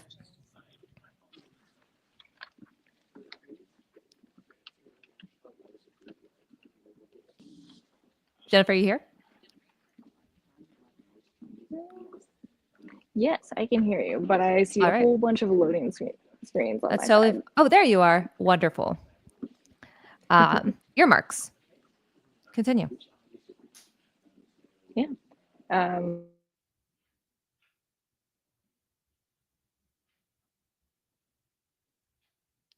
But I also totally understand the problem with horse trading in politics.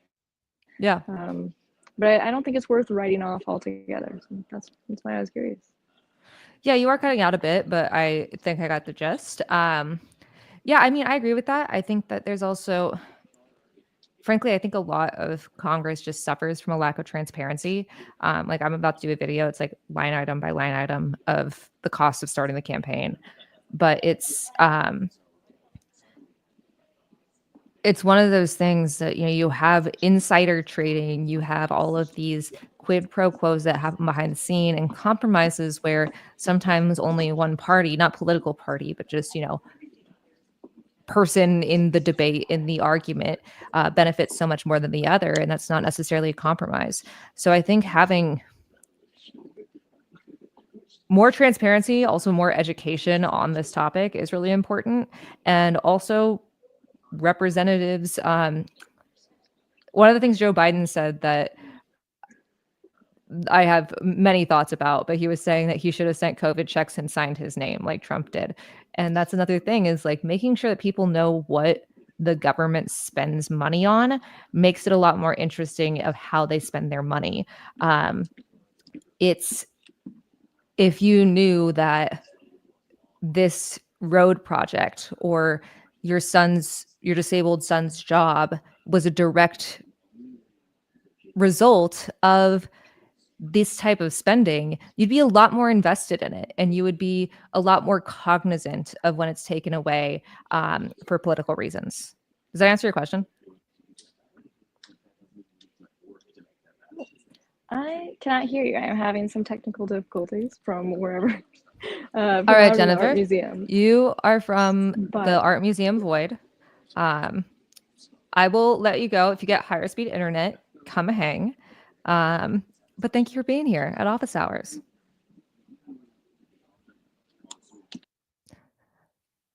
Sorry for Jennifer being in the void. I'm sorry to bump you for that, but I didn't want to subject you to the awkwardness of internet not working and hearing every other word.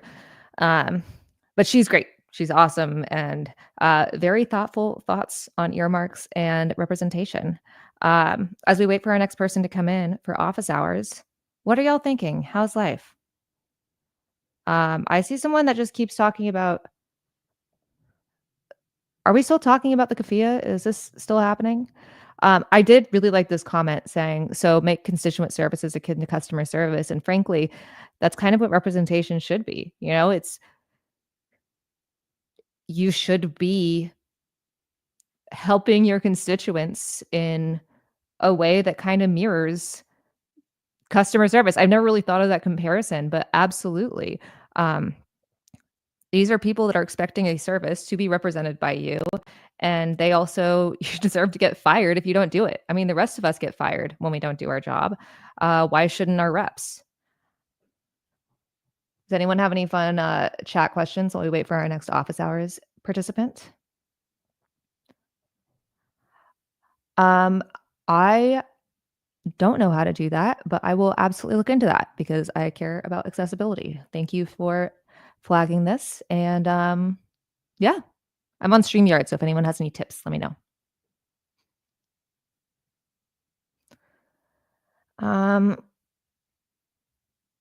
I don't know why Sam isn't texting me anymore, but it's fine.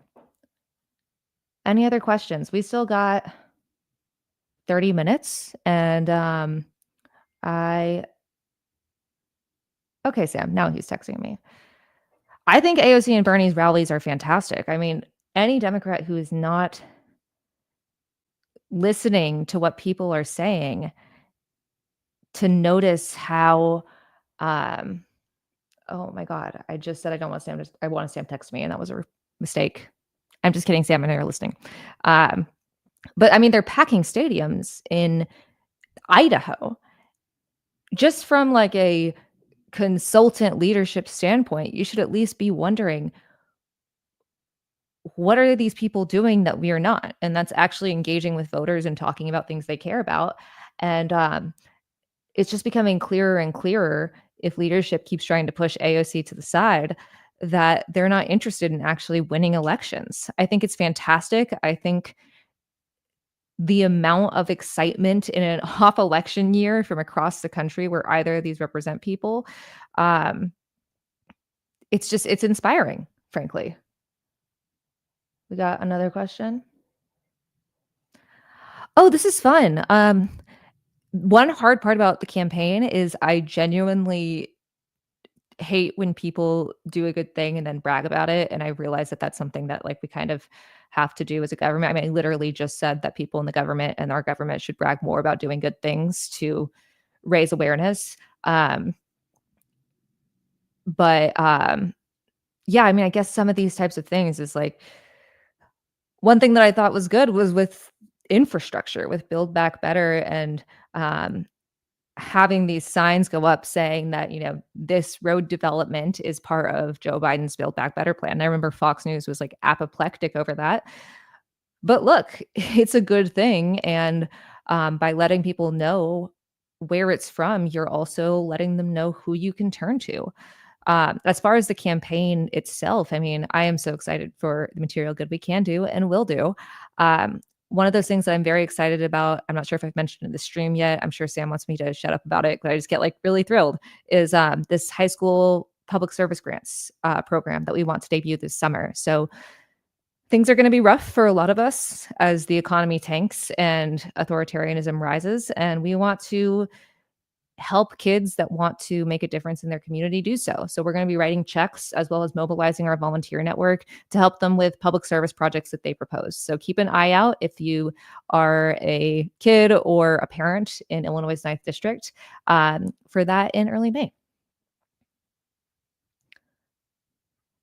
I will say on this, when we were talking about customer service and constituent services, the Illinois DMV, I've only had good experiences. I mean, bad experiences because it's the DMV, but the workers, the kindest I've ever spoken to, and genuinely tried to make sure that everyone got through there in one piece. So, I mean, I guess in one way, yeah, like the DMV. But another thing is also like job creation. The government should be putting money behind hiring people instead of firing thousands at a time for no reason besides lining Elon Musk's pockets. Government services work a lot better when you're not always trying to trim so much fat that you end up cutting out all of the meat.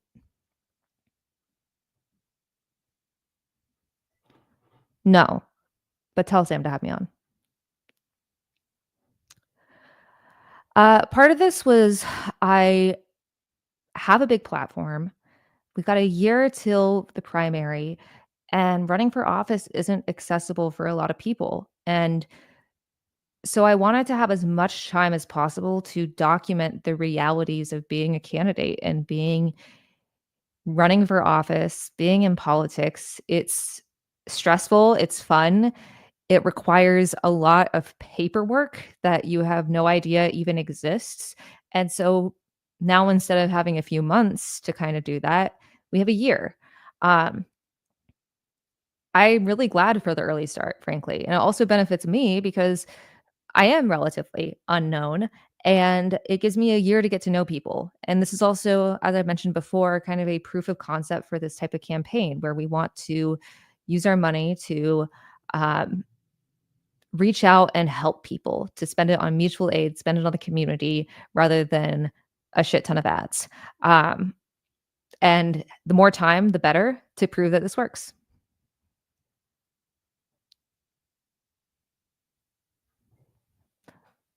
This is bad. ICE arresting citizens is bad. ICE deporting people to concentration camps in El Salvador is bad. We kept saying, and I say we, I mean, people that are attuned to history, it never stops with the first target. It will always get worse. I think about last year when on Sean Hannity, they were talking to what's his face? He wears the red beret in New York and he does citizens arrests and beat down a guy who was a citizen just because he was speaking Spanish live on TV. And this is just going to keep happening. This is absolutely abhorrent.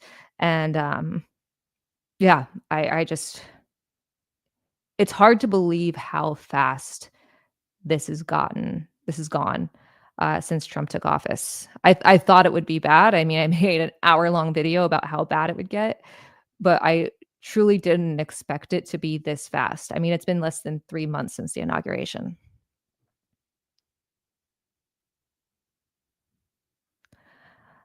Yes. If you sign up at catforillinois.com/volunteer or shoot us an email at hello@catforillinois.com, we can get you set up with a volunteer Discord invite link.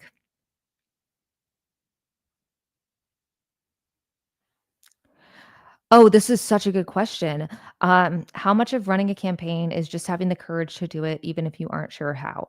I think for launching one, that's a big part of it. But there are also, FEC laws and things to keep in mind there. I recommend if you're thinking about running for office to look at compliance firms. They will help you make sure you have the right paperwork, that you don't violate any election laws, that your fundraising is above board. But taking that step in the first place is huge. And I don't know everything about running a campaign. I've learned so much in the last 3 weeks since launching, in the last, I guess, 7 weeks since starting this process entirely. Especially for Congress, where you do have, federal oversight of it. there's so much to learn. But if you take that plunge and if you just make sure that you've got at least a basic amount of support to work on, you'll do great. We need more people. Not everyone can win, but just having that diversity of thought and disagreement and civic participation is amazing. We need more of that. We need more democracy in the country. We need more democracy in the Democratic Party. And there's no better way than making running for office more accessible.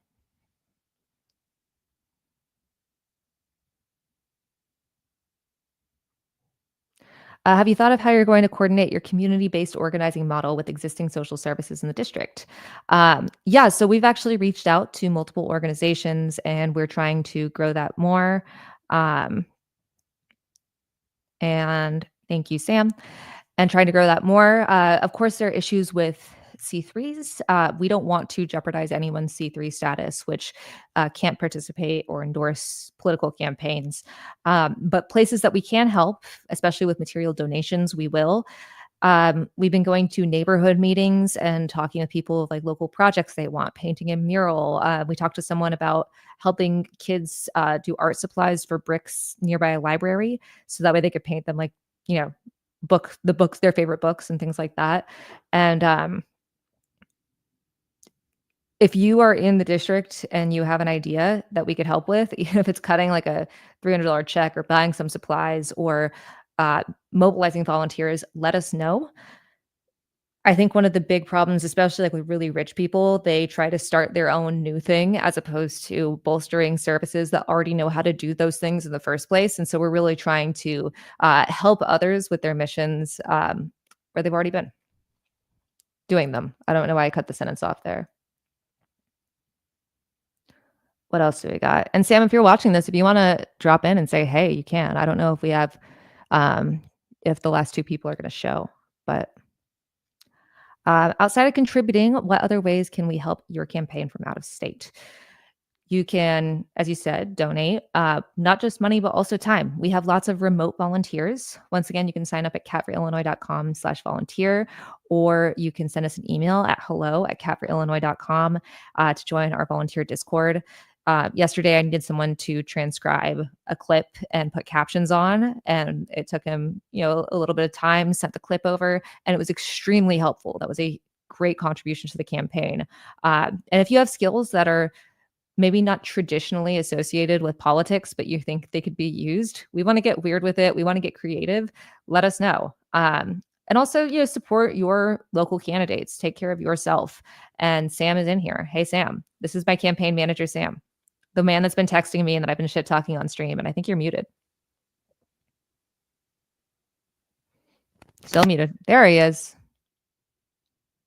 Nope, there he's not. He's muted now.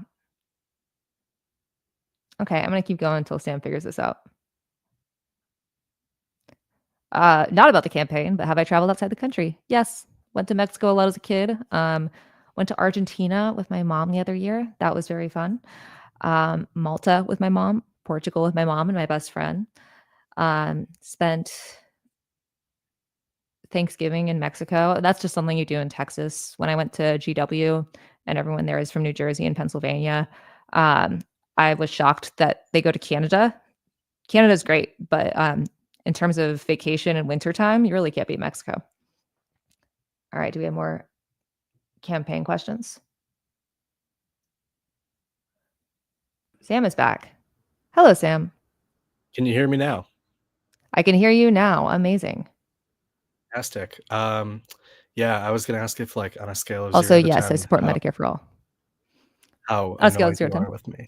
Oh no, I was just shit talking you because I wanted an excuse when I was looking at my phone, and you said that I could sign your name to anything and complain about you to anyone, and so, yeah, I'm not rude. Sam's the one that's rude. Yeah. Yeah.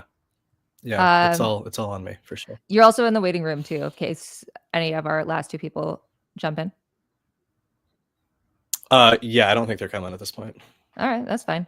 But just like normal office hours, we had a lot of people. Yeah. Yeah. Yeah, like last week, we had to disperse because so many people came and it was becoming a problem for seating at the coffee shop. So I just parked my little table and I was like, look, I'm here till 1:30. And it was great.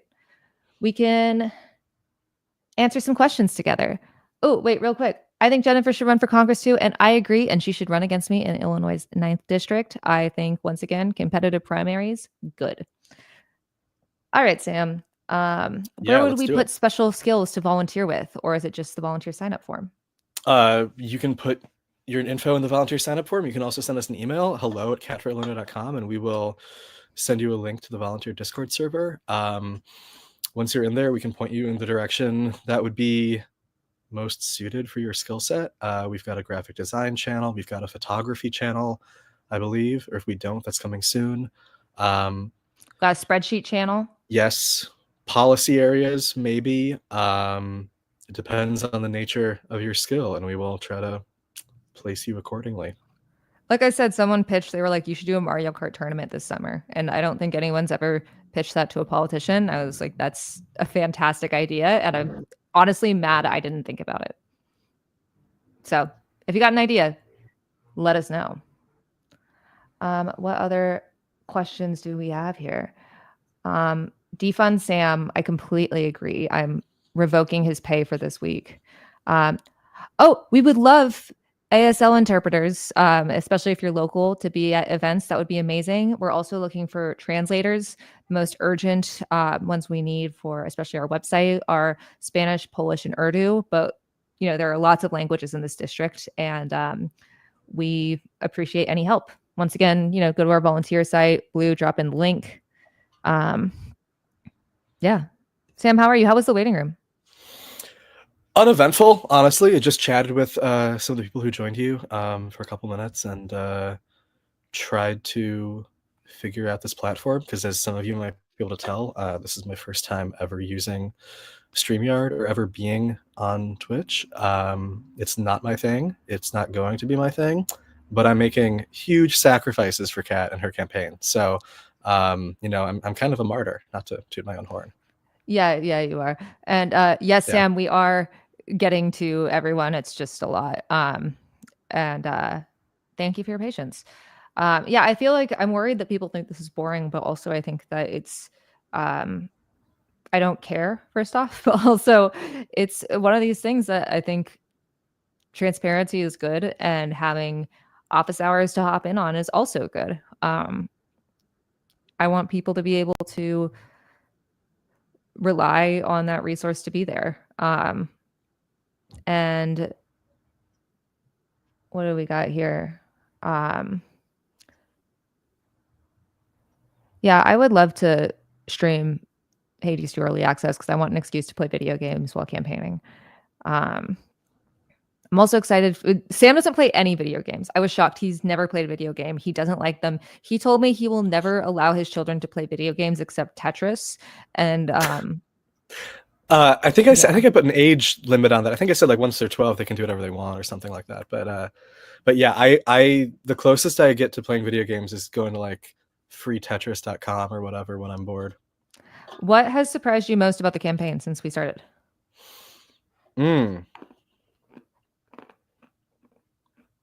I should have had more faith in you initially.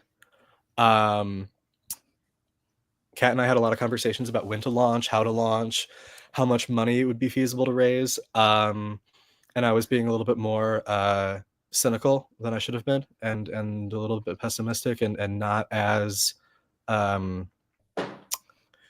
faithful in her ability to bring in money, bring in support. And she has completely knocked it out of the water, and I could not be happier. Stop, you're gonna make me blush. But like, we also need I get really excited about stuff, and I need someone to be a little more realistic sometimes. So you're very appreciated. Heater likes Sam, by the way, if you guys are unsure how to feel about him. She has, and I like Heater. She's endorsed him, and he likes Heater. He can pet her and she doesn't scamper away. True. Yeah. Yeah, this is surprising. I have been good at getting attention whether I wanted it or not. But genuinely was kind of shocked at the response, not just from press, but also the support. Like, really,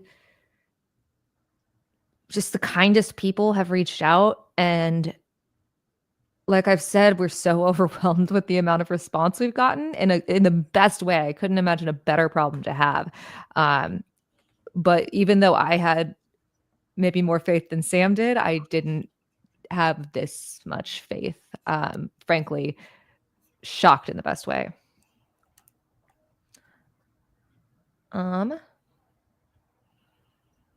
Yeah, Malta rocks. I told Sam he has to go to Malta. Everyone, if you have a chance, it's beautiful. It's a beautiful place. And I'm not sure if any of us will be able to leave the country ever again, but if you can, Malta's cool.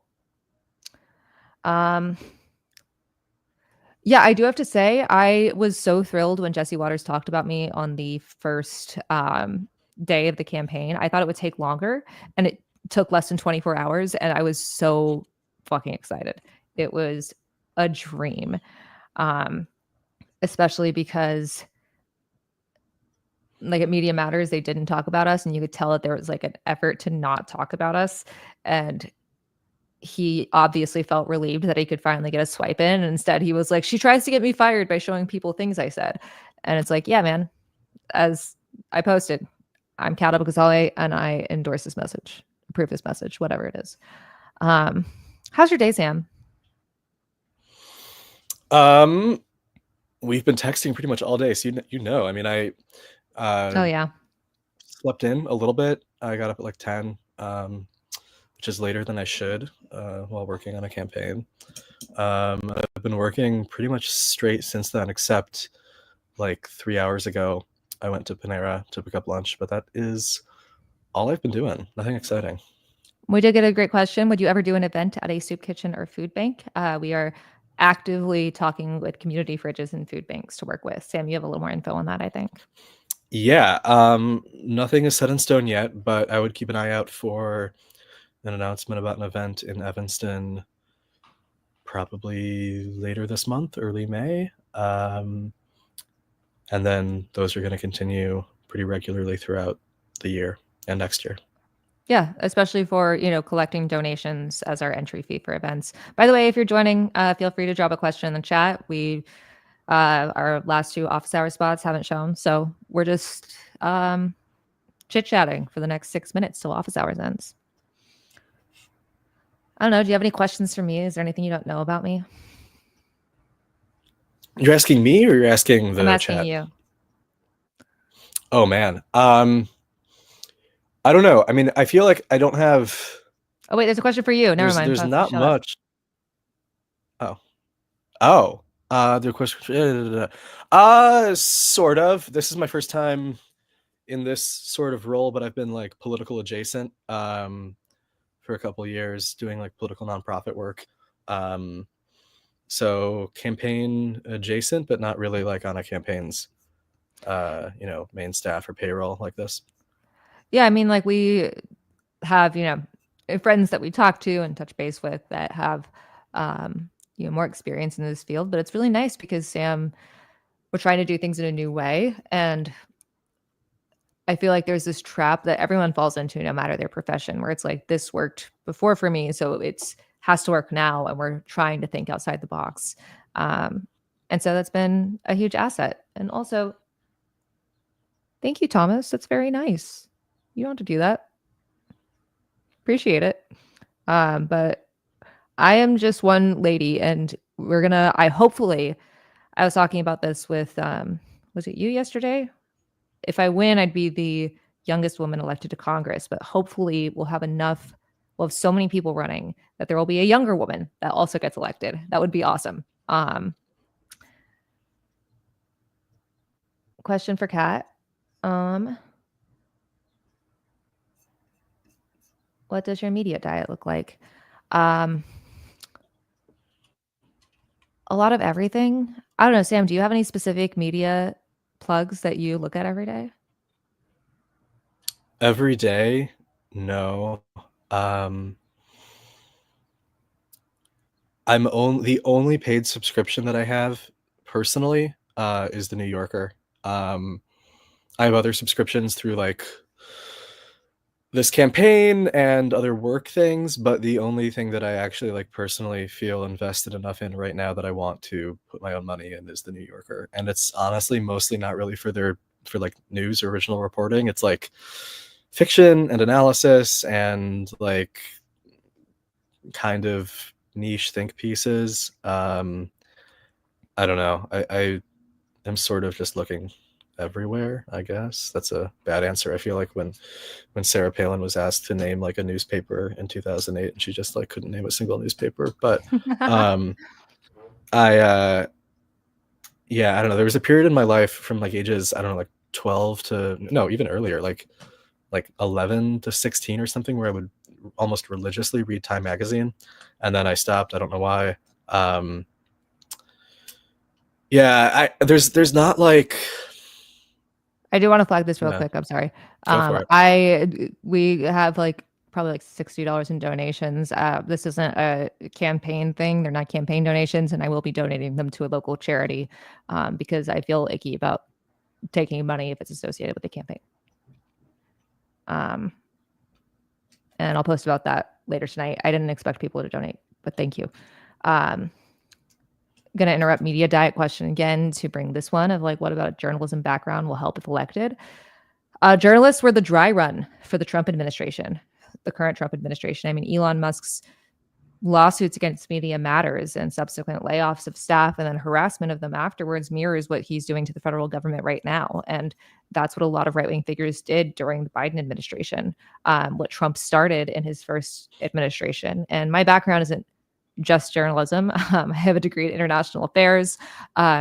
My coverage is about the far right, and that is who is ruling our government right now. How to see them, how to see their attacks, how to navigate them, and how to respond. And frankly, I think we need a bit more of that in our government. Do we have any other questions? I mean, we have 1 minute left. Oh, question, biggest challenges and how can we help? Thanks. Sam, you want to take that away? Biggest challenges, from my perspective, is getting Kat to feel comfortable asking people for money, because these campaigns are unfortunately expensive. And in order to reach people, we do have to spend a lot of money. In order to win, we are going to have to raise somewhere between $2 and $5 million, depending on what the race looks like. We are not there yet, and we would like to be. So you can go to katforelena.com/donate if you would like to contribute. If you cannot contribute financially, that is completely fine. We completely understand, and we do not want to push people beyond their means. However, if you can't contribute money, you can contribute time, and that's where the volunteering comes in. So even if it's like, an hour a week, we would love to have you phone banking, door knocking, creating anything for us that is of use, doing random tasks. We can definitely use help in all of those areas. Sending pictures of your pets. Yeah, that too. Sure. Sending pictures of the little toe beans, and coming in for streams like this, which we are now at the end of office hours. So thank you, everyone. And I'm going to click end stream.